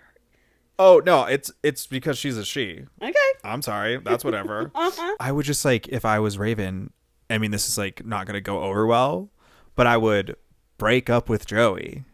I would like send him like a letter back that's like a definitive like, hey, I'm not in love with you. Yeah. Like I love someone else. Maybe not even say I love someone else yet, but just be like, I am shutting that door completely. Yeah. And then once that door is closed, I can work on Clint. Yeah. I was thinking about that too while I was reading it, because they're avoiding Joey. You know, it's been a week and a half. He's not replied.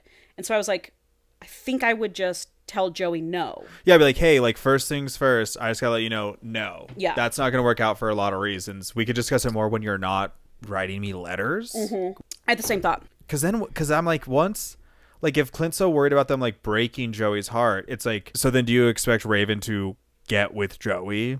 Because that's the only way for his heart not to be broken in this situation. Right. Yeah. And he's not pushing that, but yeah. Raven is like, you know what, whatever. I'll let Clint think that there isn't a chance here, but I'm going to show him. Yeah. And nothing in the house is being cleaned up.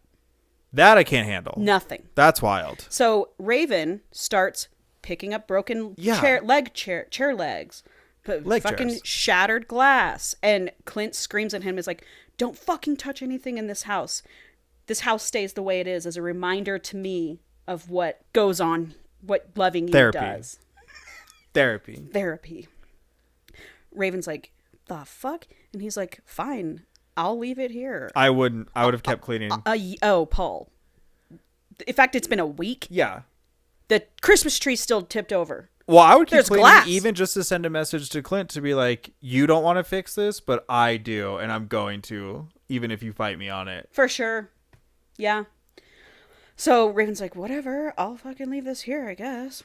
Clint tells Raven in that conversation, he's like, I need you to get out of this house. I know, it's kind of weird that hasn't already. Like, no shit. I thought he would have thrown him out. Well, obviously Raven's not going to leave because he's fucking crazy. Yeah. But, like, if I was Clint, I'd be like, you have to leave. Uh-huh. And Raven thinks to himself, he goes, there's no way I'm fucking leaving. He goes, you know what? Rights. He goes, you know what? You're right, Clint. I'll go stay with Lincoln. Respect. Clint's like, That's a the move. fuck you are? You're not fucking staying with Lincoln. I'm like, that's weird because I am. So Clint's like, you're not fucking leaving if you're going to Lincoln's. And Raven's like, got my way. Guess I'm not leaving then. See, that's not cool. Over the next like few days, 4 or 5 days, shit's bad. Raven has messed up 2 customers' tattoos. What? Can't do that. What, do you like misspell a word or I something? don't know. Can't do that. Dude, Clint has shot 2 innocent men.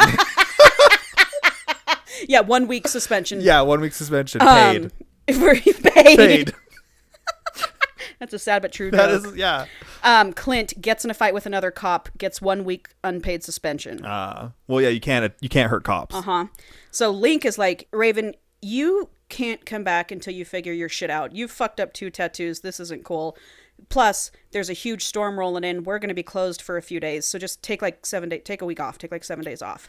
Clint also has 7 days off. Oh, and now they're going to be stuck in the house now because of a storm. Now we're stuck in the house because of a storm. One of them's going to die. Yeah.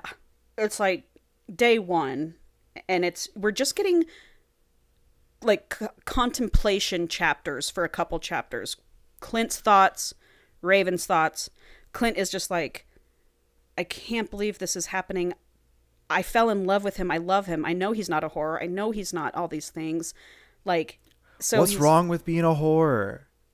I know, first of all. That doesn't change the value of him. Well, he's like, I called him a whore in a bad way, and I shouldn't have done that. Yeah. Because I know not in an empowering way. Not in a, yeah. Not how I say it. So Clint is like, clearly we know he is still in love with Raven. And, yeah, he cares. You wouldn't be this upset if you didn't care. For sure. An unhealthy amount. That's Raven. Yeah. So he's like, but I'm addicted to him, quite literally, and that's very unhealthy. Yeah. And I'm going to break my son's heart if he finds out that I'm in love with Raven. So he's just fucking confused. Boom, he gets a call from Joey. He answers it. Joey's like, Dad, I've been trying to get a hold of you and fucking Raven for weeks, for like days. You, like, no one's answering me. What is going on? Are you guys okay? Are you fucking? Are you fucking? Because I love him.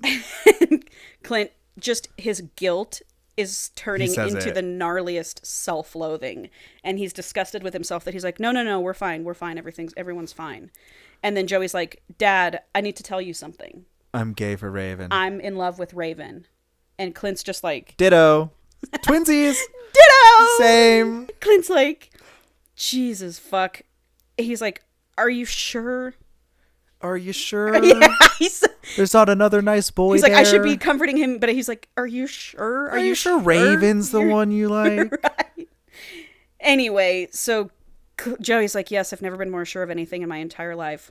Man, Joey has like fuck. Joey's just been off doing his like Marine things, like romanticizing Literally. that he's like, there's this like boy back home, Raven, and thinking about him every night during basic training. Like we've been together, but we've never been together, and like I love him so much, and like Poor I'm gonna Joey. go. Yeah, has no idea He's, like, that such it a was sweet guy, never too. gonna happen. Yeah, it was never gonna happen. Yeah, so sorry, Joey. I can help you. Because I bet he's a hot jock.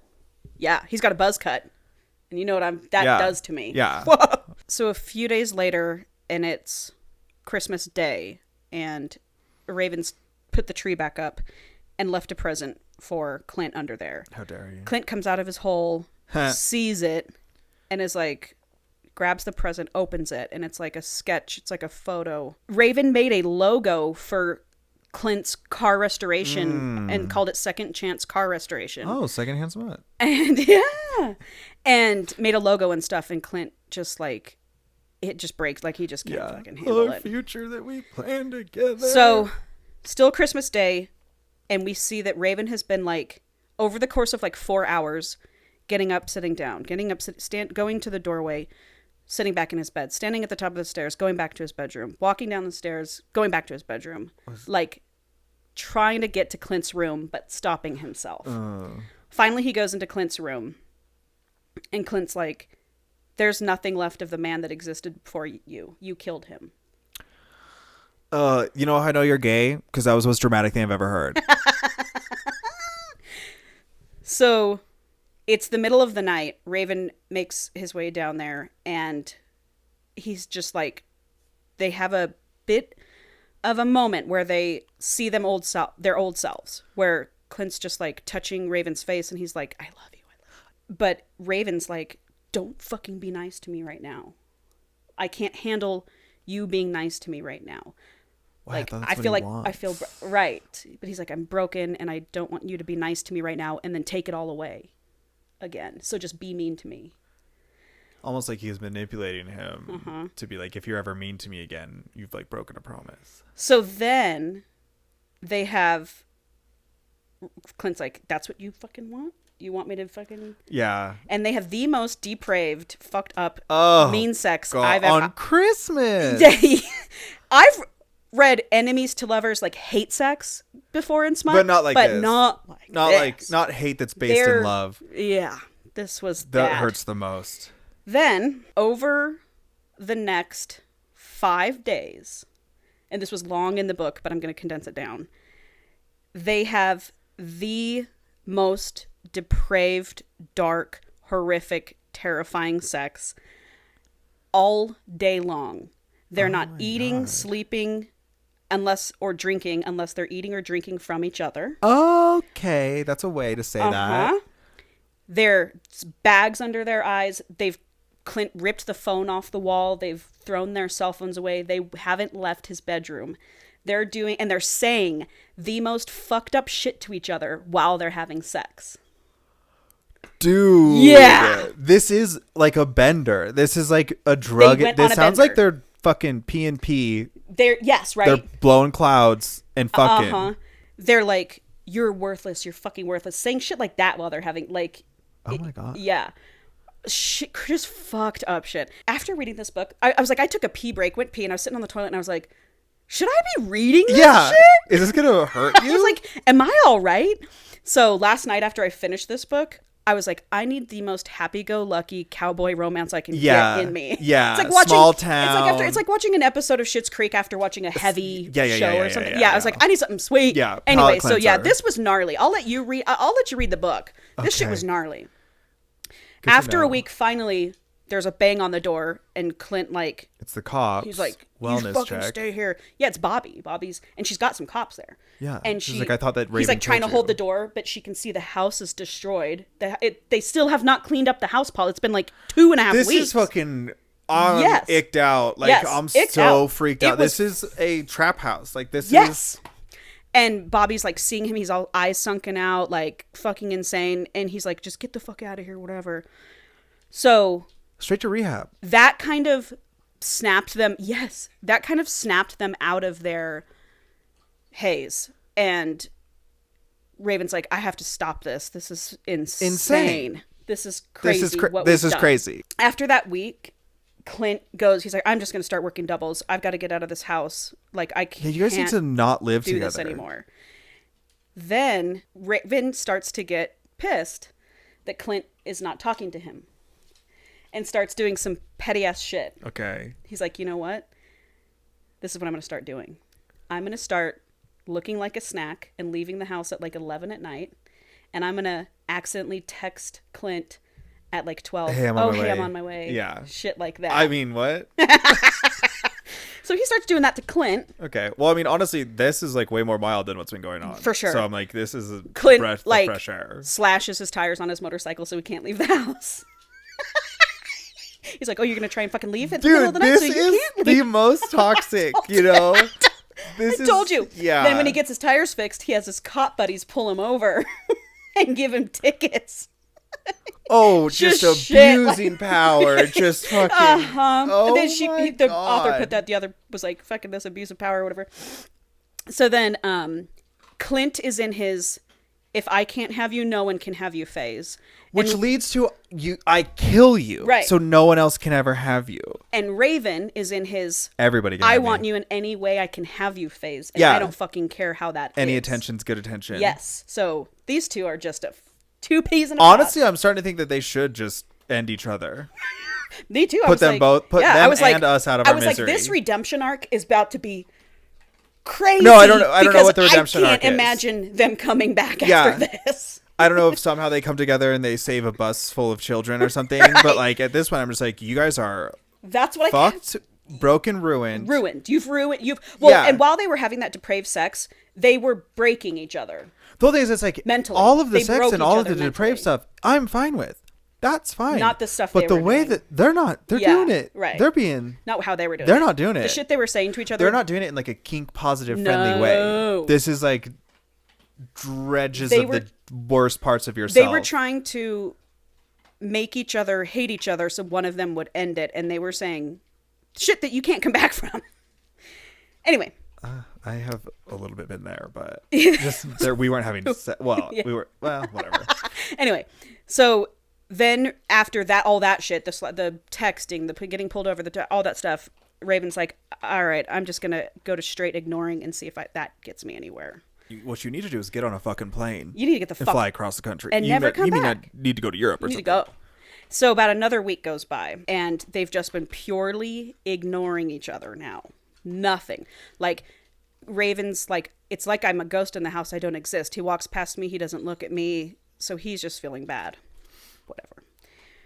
What does it take? One night, Raven comes home, walks in the back door into the kitchen, and there is blood all over the floor and a trail going up the stairs My up to where God. his is room this goes. a schmoosh bride attempt? No. Clint is at the sink, and he's cut himself, like, gnarly on a piece of glass.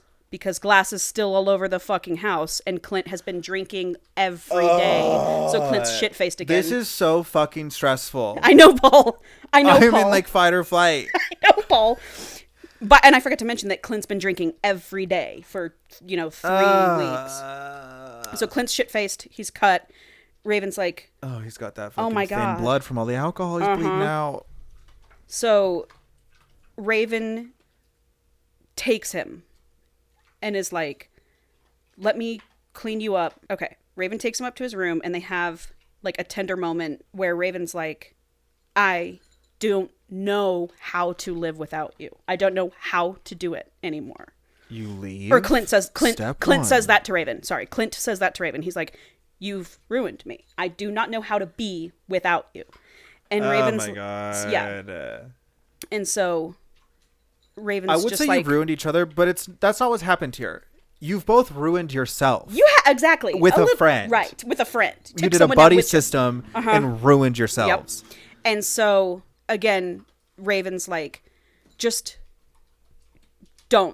shut up and fuck me, Clint. I need you to just fuck me right now.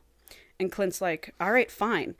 And so they start playing their game, and Raven gets on the bed, and Clint, like, jerks off on him while he's like, get the fuck off me. I don't want it. Even though he does. Yeah, okay, yeah. And he's like, get off me. And then he's got, like, jizz all over him. And then he's like, I know you fucking want this. And then shoves his dick at him. And then Raven goes, no means no. And then all of a sudden, there's 2 gunshots. And Clint is spurting blood all over Raven. And because Joey came home. Oh my god, Joey came home and he shot his dad because he's in love. This is good. This is good. And there's Joey in the doorway with a gun in his hand. Oh my god. And he's shot Clint. Oh my god. Yes. No one thinks about one of the dangers of fucking CNC is what about bystanders who don't know that this is agreed upon. That is a good fucking plot hook, dude. I got. You got. So Raven is like, call 911, call 911. He's like, stay with me, baby, stay with me. And Clint goes, I love you. And Joey's like, what the fuck? Joey calls 911. Bobby gets there. Bobby rides with Clint to the fucking hospital. Joey and Raven get to the hospital together. They're in the room. They're pacing. Joey goes, what the fuck is going on? Did I just kill my dad, Raven? I don't know. Did you just kill your dad, Joey? That's what I would have said. And Joey goes, I didn't know that was my dad. I came home. The house is trashed. There's blood everywhere. Your door's off its hinges. And he's like, I thought you were being raped, Raven. I thought you were getting raped, and I shot him. I didn't know that was my dad. And Raven's this would like, make an incredible Dateline episode. Wouldn't it? And I'm reading this part, Paul, and I'm just like, I'm standing up in my house. Oh, I would be pacing. I was pacing. Oh, Paul. yeah. I was pacing. Are you kidding me? I would sobbing. Need an ice cream sandwich. I was sobbing, pacing. So Raven's like, and Raven's like, listen, Joey, I know I haven't talked about this, but you're not in love with me. I know you think you're in love with me.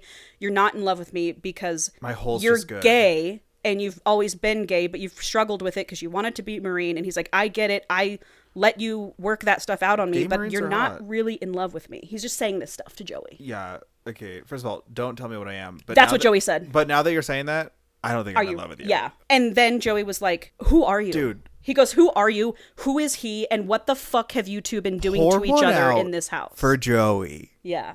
The true victim of this whole fucking thing. Oh my god. When he said that quote, he goes, what the fuck have you two been doing to each other in that house? I was like, ugh. Yeah, because I wonder if he well, no, he probably raced to the hospital. But it's like, if I'm Joey and I walk around the house, I'd be like, what's with all the blood and cum everywhere? Why is there a bottle of lube every 2 inches? Yeah.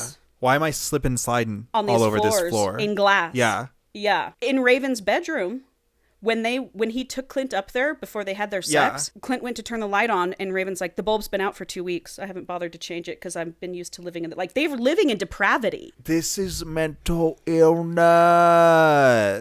Yo. Okay, so they're in the hospital. Report this to the city or something. For sure. Someone needs to go to jail. Yeah. After Raven tells that to Joey, you're not in love with me. Some days go by. Clint's in the hospital. Blah, blah, blah. What the fuck is Clint conscious? Yeah. Well, what the obviously, fuck did him and Joey talk about? Paul. Well, no, I know he comes back, but I'm just saying. Shoulder. I know, but I'm just saying, so then Joey has to be in there and be like, hey, Dad, how are you recovering from those gunshots that I gave you? I'd be like, fuck you for making me fucking think you were Yeah. Fuck you for making me shoot you. You're lucky I didn't kill you. Yeah. You know what? Actually, I mean, I would bring this up until later. What? But I'm like, didn't you just come back from boot camp? Right. Shouldn't you be better? Shouldn't you be able to kill shot this motherfucker? Hey. Glad you didn't. Yeah, glad you didn't. That's neither here nor there. But, something to think about. Raven is like, I need to clean up the house, buy some new furniture, and get ready for Clint to come home from the hospital. So he does that. No, you need to go get help, bro. Well, TTT. So he redoes the whole house. He goes to the furniture store, replaces all the furniture, all the lamps, cleans. It takes him however long, a day and a half to do this. And he finally convinces, he's like, Joey, please just come over. I need to talk to you. I'm leaving. I'm getting the fuck out of here. Yeah. Yeah. So Joey shows up at the house and he's like, it's better if I go. This is no one is out of disagreeing hand. with that. Yeah. And he goes, will you please just stay with your dad for a few weeks before you have to ship out? And Joey's like, fine, I'll stay. And so Raven goes to the hospital to say goodbye to Clint. I don't think he should. Clint is like all hooked up and he's on a morphine drip, but he can administer it himself whenever he needs to. Raven gets in there and he's just like, I have to go. We can't do this anymore. Yeah, look I'm at leaving. you. Right. You're in a... Two bullet wounds. Look from at what your we've son. done to each other. And so Clint is pleading with him. He's like, no, please, I'll do better. I'll get better. I cannot lose you. And Raven's like, I can't live without you isn't as cliche as they say, but I have to try to live without you. And Clint starts pleading with him more. And so Raven takes his morphine drip. No, turns we it don't on, do that. And Clint's like starting to fade out a little bit. And Clint's like, but I love you. And Raven's like, this isn't love, Clint. Not anymore. This is poison. And he falls asleep and he leaves. End of book. 1 year later. End of book, bro. 1 year later, Clint is on his 73rd Raven Miller that he's been looking for over the past year. You're a cop. You couldn't find one person. I know. He's not on the force anymore. Bobby comes over and Bobby's like, you got to stop this. You've got to. Yeah. Enough is enough. Everyone's beyond worried about you. And this is your intervention. This is me coming to you saying, did you get hit no. in the head or something? Right. Like you're having a drastic change in personality Bobby's over like, the last 2 years. Yeah. Well, and at this point, Clint was a little manic. And yeah? Uh-huh. Was he? And so Bobby's like, you are such a good man. I've known you for 22 years and I need to remind you of who you are and I will do that for you. What? How? 7 years later. Now we're back to the morning from chapter 1. I hate the morning even more now. Raven wakes up in his old bedroom and starts looking around the house. And he's like, it's the light of day. You know, when he got there last night, he couldn't really tell, but he's like, everything's, you know, all the that walls. mural's still all the walls have been painted in painted beige. Mural's gone. The house is clean. gone? There's new furniture. He's like, this house just doesn't have any of these old bad memories. And so he walks into Clint's room and it's like clean and he's got this like big desk over here and he's looking at all Clint's books. And there's like this book about forgiveness and all this stuff. And he's just walking around. And he goes in the living room and where they used to have a TV, there's a bookcase with all these self-help books. There's just like all this stuff. Performative. This is all performative. Clint comes into the dining room and he's like, hey, I made us some breakfast. Do you want to stay for breakfast? He's like, yeah, I'll stay for breakfast. And he's like, Clint looks really fucking good. I couldn't tell last night how good he looks. This is a trap. So they have breakfast together and they're just kind of talking and Clint's like, all right, like, tell me what you've been up to. And he's like, that day I moved to Canada. And he's like, Canada. He's like, I fucking looked for you for a year, dude, and I could not find you. You were in Canada. No shit. And they're like laughing. And Raven's like, yeah, I went up to Montreal. This is uncomfortable. No, he's actually, I know you're waiting for another shoe to drop, but I'm telling you, there is no shoe to drop. Now it's the shoe already dropped. It's the redemption arc. I know. We're under the tree. Yeah, but now we're 8 years later. This is the redemption arc. Just tell him. He tells him that he went up there because the day that he left, he went to say goodbye to his mom, who was still alive, but just a junkie. And she was like, well, you do have an uncle, my brother, who lives in Montreal, who owns a yoga and meditation studio. And he reached out to me a couple years ago, told me I could reach out to if I ever needed anything. So if you want to go up there, you can stay with him. So that's what Raven's been doing. He got like yogi certified. He's a yogi. He's a meditation guy. And he now owns his own tattoo parlor in Montreal. Oh, his dreams and has come this true. like sick ass apartment and a dog. Nice. Yeah. Yeah. So don't fuck it up. All messed up again. Right. He's like, that's amazing. He's like, I'm so happy for you. Like, I couldn't be happier that you've done so well. And he's like, yeah, I finally opened up my garage.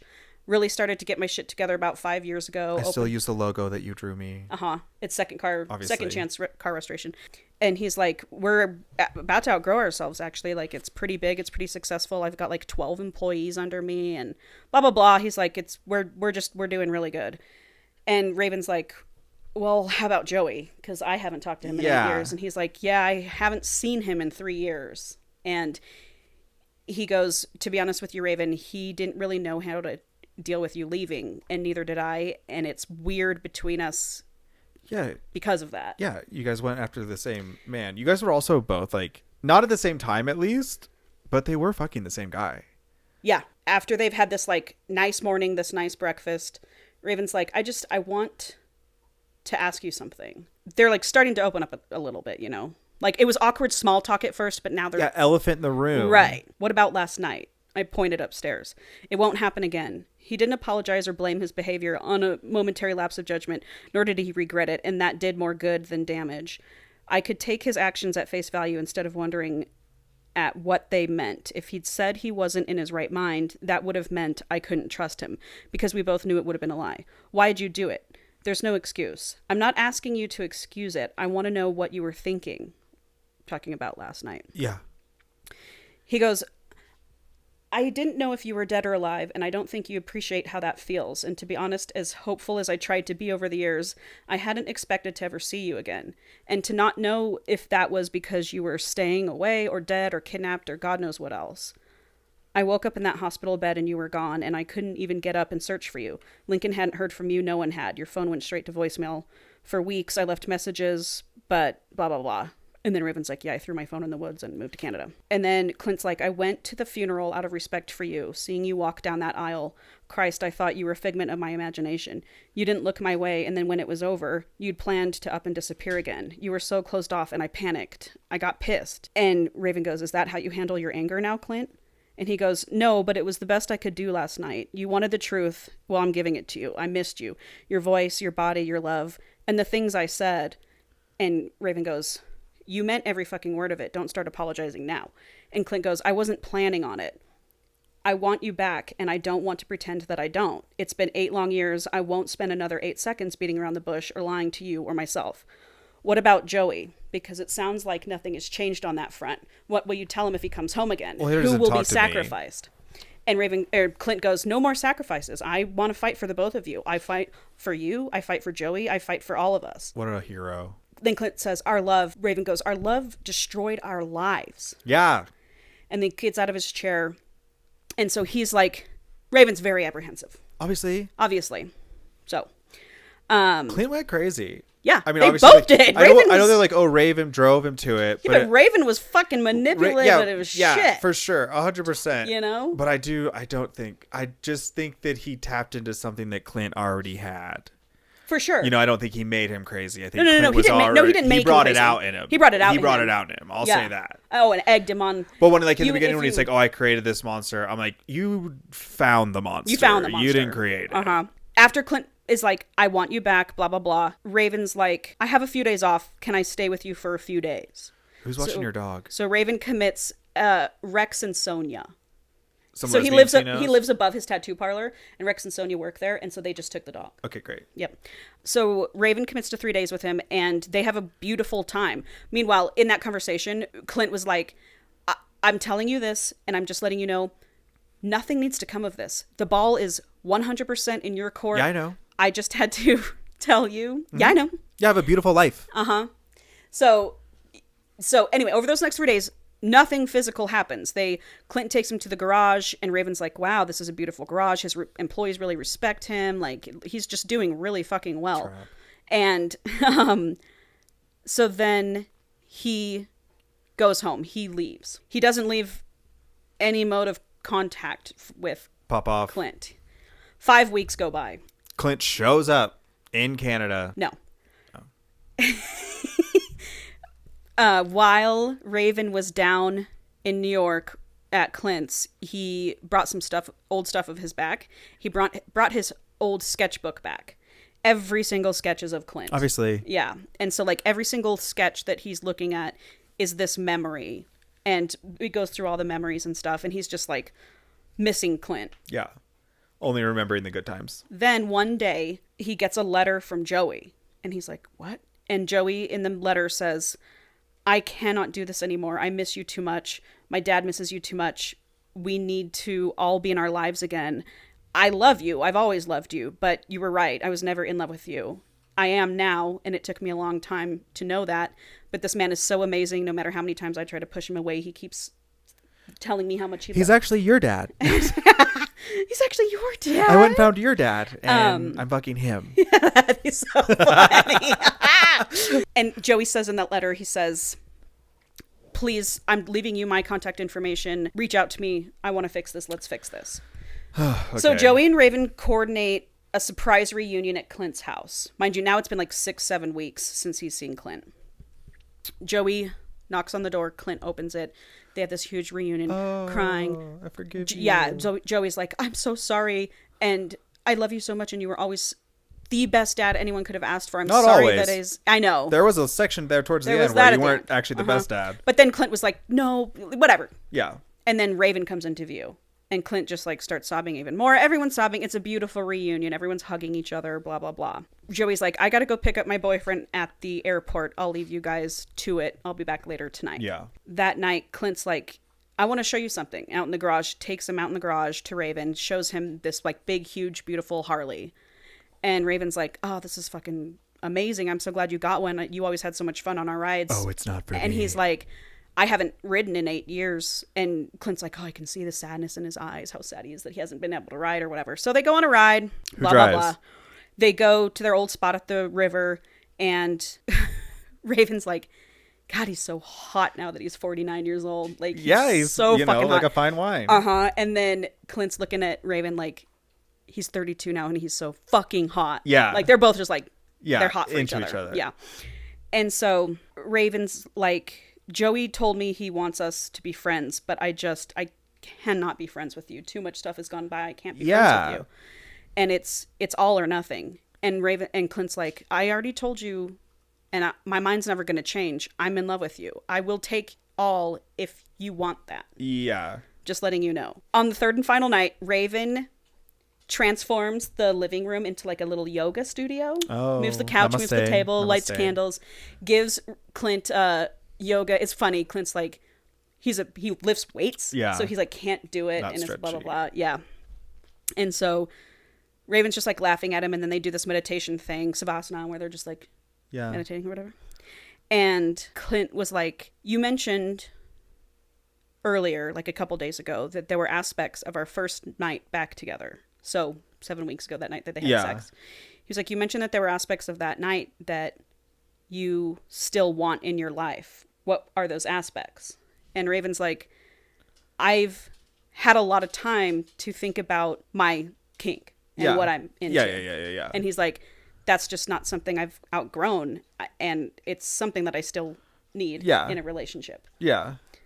And so whatever. They're like, yeah, I mean, that's okay. Like, you can have that in your relationship if you're... We just don't need to go to wreck the house, cut my arms, and drink all that scotch. Right. Like, you know. Exactly. So they're just having these like deep conversations and just like really working out their the shit. rest of their lives. Yep. Still nothing happens physically. No sex, no kissing, nothing. And Raven leaves to go back home. And this is just a quick little tidbit. It's like a 5-hour drive from Clint's house to Montreal and like a very quick flight. I was going to say, what? So Raven flies home.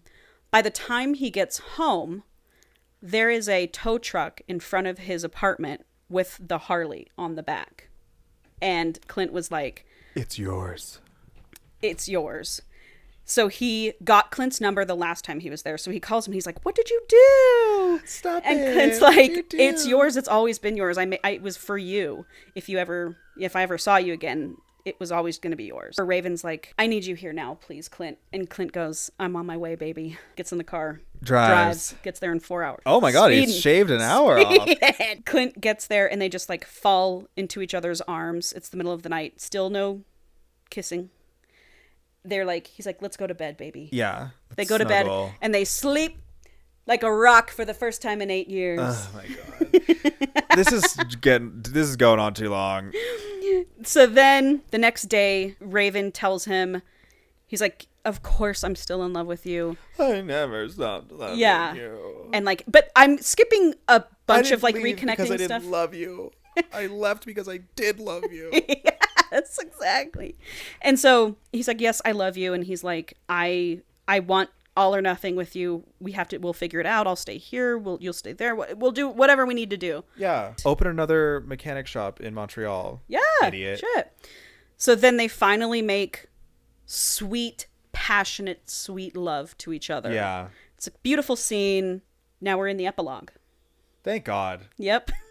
I'll tell you, I'm over You've been it. on an emotional roller coaster. Yeah, I'm done. I'm tired. I'm done. I don't care about these boys anymore. 1 year later, Clint and Raven just got married, and they're in their backyard with Joey and his husband. And Joey and his husband bought the house next door. Raven sold his tattoo shop to Rex. Rex changed the name, and now it's really popular in Montreal. And he ended up opening his tattoo shop next to Clint's Mechanic shop. And then they decide to go camping for their honeymoon at the same place that they had their first kiss 10 years ago. Yeah. And then they lived happily ever after. Good for them. Paul, you can't hate this book when you were so invested. No, I don't hate the book. I'm just fucking over it. You know? I was just like, get it over with then. Just get back together then. Yeah, just get back together. Yeah, so what are that? That was great. It was a wild ride. That was wild. Yeah, it was wild. That was wild. Reading it was wild. That was crazy. I couldn't put it down. Oh my God, the toxicness of their relationship was Paul, I need you to read so The Depravity. good. I need you to read The Depravity. Yeah, because I can't imagine it. I'm being honest. I will buy it on Amazon and give it to you if you read it. My birthday was yesterday. That's true. I mean, no, that was great one. That was a great one. That was a great one. Yeah. It had it all. But yeah. Super fun. I rated a 4.2. I was borderline saying 4.5, but I said 4.25. It made me feel things. It was dark. It made me feel things, but I did love the story. The story was really good. I was hooked on what the fuck was going to happen. The author did a good job. Yeah. And it is like what like we talk about, like, a book that's just good because the story is good, but then smut's just like there to enhance it. That's how I feel like this was. Yeah. Like, what the fuck was going on? And there was a lot of smut. Yeah, obviously. Yeah. Weeks worth. But I mean, God damn, that got dark. I know it got dark, Paul. I'm sitting there reading it and I'm like, I don't know if I should. I guess like when you said like, oh, I like read like dark stuff, I was just expecting it to be like, oh, like gnarly, gross sex, weird scenarios. But I was like, this was like psychological, like. I read psychologically dark stuff. Like I could see how all of these feelings could happen. Yes. Like I was like, yeah, all those dark things lets are your inside of you. Psycho girlfriend now. Yeah. You want me to be crazy? Yeah. I'll show you drive this car off the road then. Yep, we'll both die. Yeah. Who hasn't had that thought during a fight? So next week we're going to read Pucked and Pregnant. What do you think that's about? I think that Pucked and Pregnant is about a woman who is studying human mythology across the ages. She's actually getting her doctorate for it. Cool. She's already got her master's. Like she's gonna be like a doctor, like a PhD of it. Yeah. Kind of, like anthropology / folklore, Love mythology, whatever. So she's always written it from a sociological perspective, where she's like, these myths were ways that our ancestors helped like describe like mental illness or diseases they didn't know, or eclipses. Like, so like these creatures, these fairies and all of these things, they never existed. These were just ways that people described things. And that's kind of like, she's writing her thesis to get her PhD. And so she is in the English countryside. She's gone for 3 months. She's decided to write her thesis. She wants not to be distracted. She wants to be in, a lot of her studies is like European English, like folklore. Love that. And how that's like translated over, whatever. So she's there and she's like staying in like an old farmhouse by herself. And it is lovely. It's everything that you're dreaming. Lovely. Rolling green fields. Oh, I'm picturing it. Overcast weather. Yes. She bikes in. Little stone house. Yeah, she bikes into the village to get her groceries and stuff. And she's it. like living this like, whatever. And, she keeps stopping off at like the pub every once in a while. She's starting to like make friends with the locals. And she lives like on, like, she's like renting this farmhouse, like, on these rolling hills, like right at the cusp of some woods, like a deep woods, right? And it's like lovely, it's nice, it's super great. But as she's like going to the pub, she's making friends with people. She meets like a girl, they're like besties, like whatever. And the girl that she meets like has lived here forever. They're having drinks one night and she's like, well, about the fairies that live like all around this village. And so she's like, of course I do know about them, you know. But she like come to find out that like this village is very superstitious, and they're very like, yeah, like we live on the edge of the forest, so like we see fairies all the time, and like a lot of our stuff. And she's just like, yeah, like, that's kind of why I like picked this place, because the lore is all here, and I thought it would like get me in the headspace. And she's like, oh well, you better watch out, like you live right there on the edge, you wouldn't want to get spirited away. And she's like, well, whatever. And then that's going to kind of plant the seed that once she's staying there alone, she's writing, and every once in a while she's just like, you know, maybe she hears something, maybe a little jingle or something like that. You know, what's this? And things are just like moving around. A lot of trickster things start happening. So then the book is going to be a build of her being like, what's going on? Yeah. What little things are moving around my house? Like, what's happening? And then it's going to start to like align with this folklore that she knows. And she's like, no, this is just in my head. Like, I'm just thinking about fairies and mythical creatures and stuff, and that's why I'm seeing like little fairy circles and stuff. Until one night, you know, she's up late working on her book, and she like hears footsteps, and it's like for sure solid this time.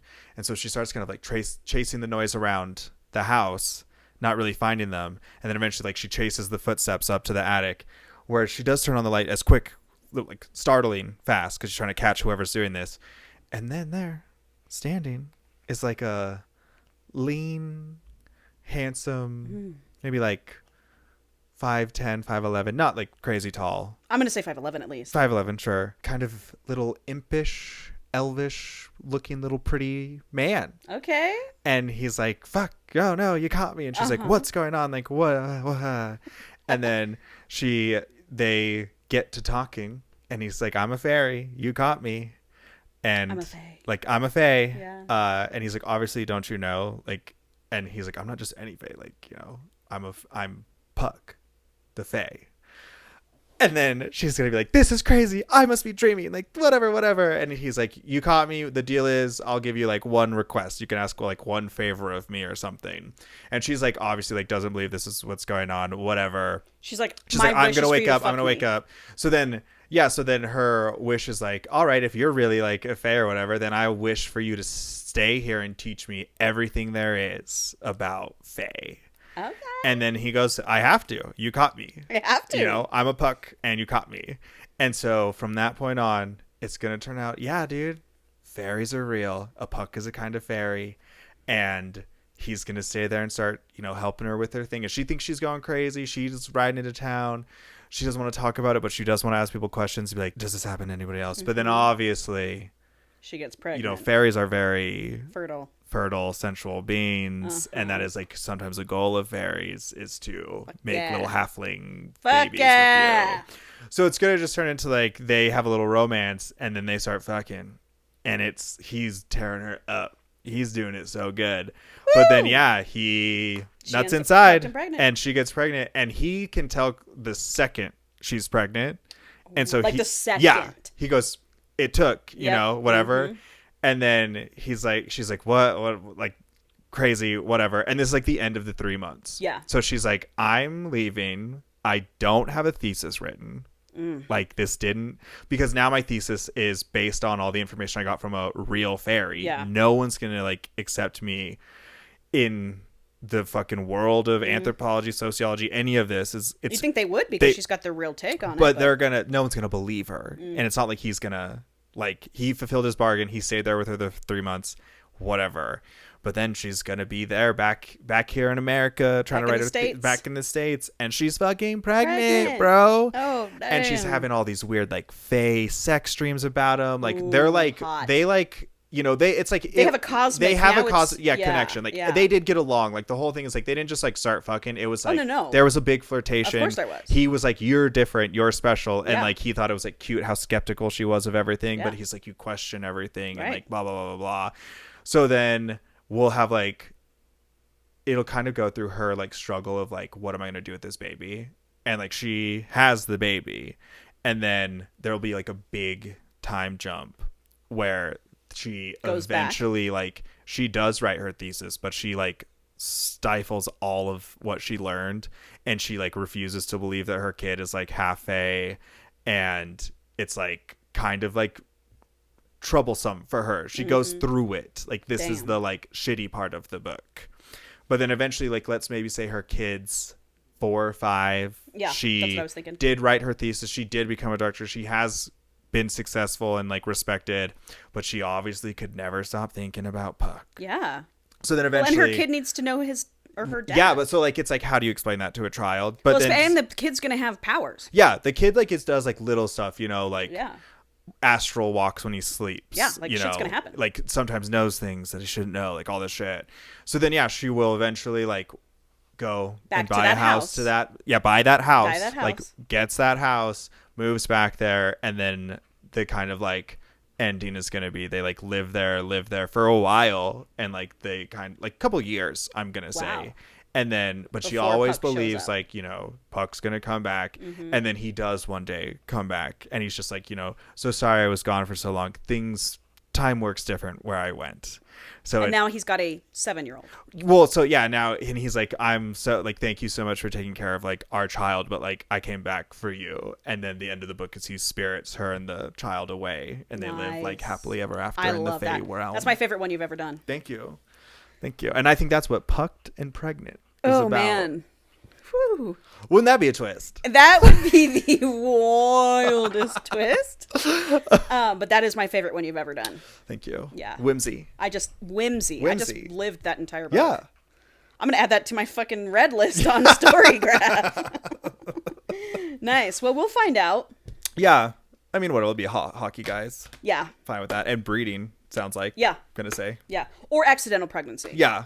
Ugh. Obviously, Is that a kink? Because that sounds like a nightmare. it's not a kink, but it's a trope in a lot of books. Accidental pregnancy, which oddly enough are one of my favorite tropes in the entire world. I don't want kids. You know I don't want kids, but I'm just telling you right now that accidental pregnancy. I've read 50 accidental pregnancy. And you like books. them a lot? It's my favorite.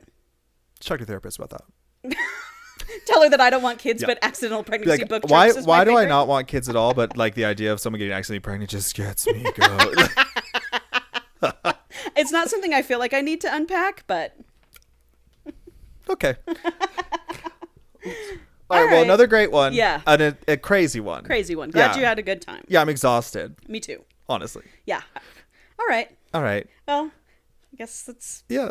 bye. Okay, bye.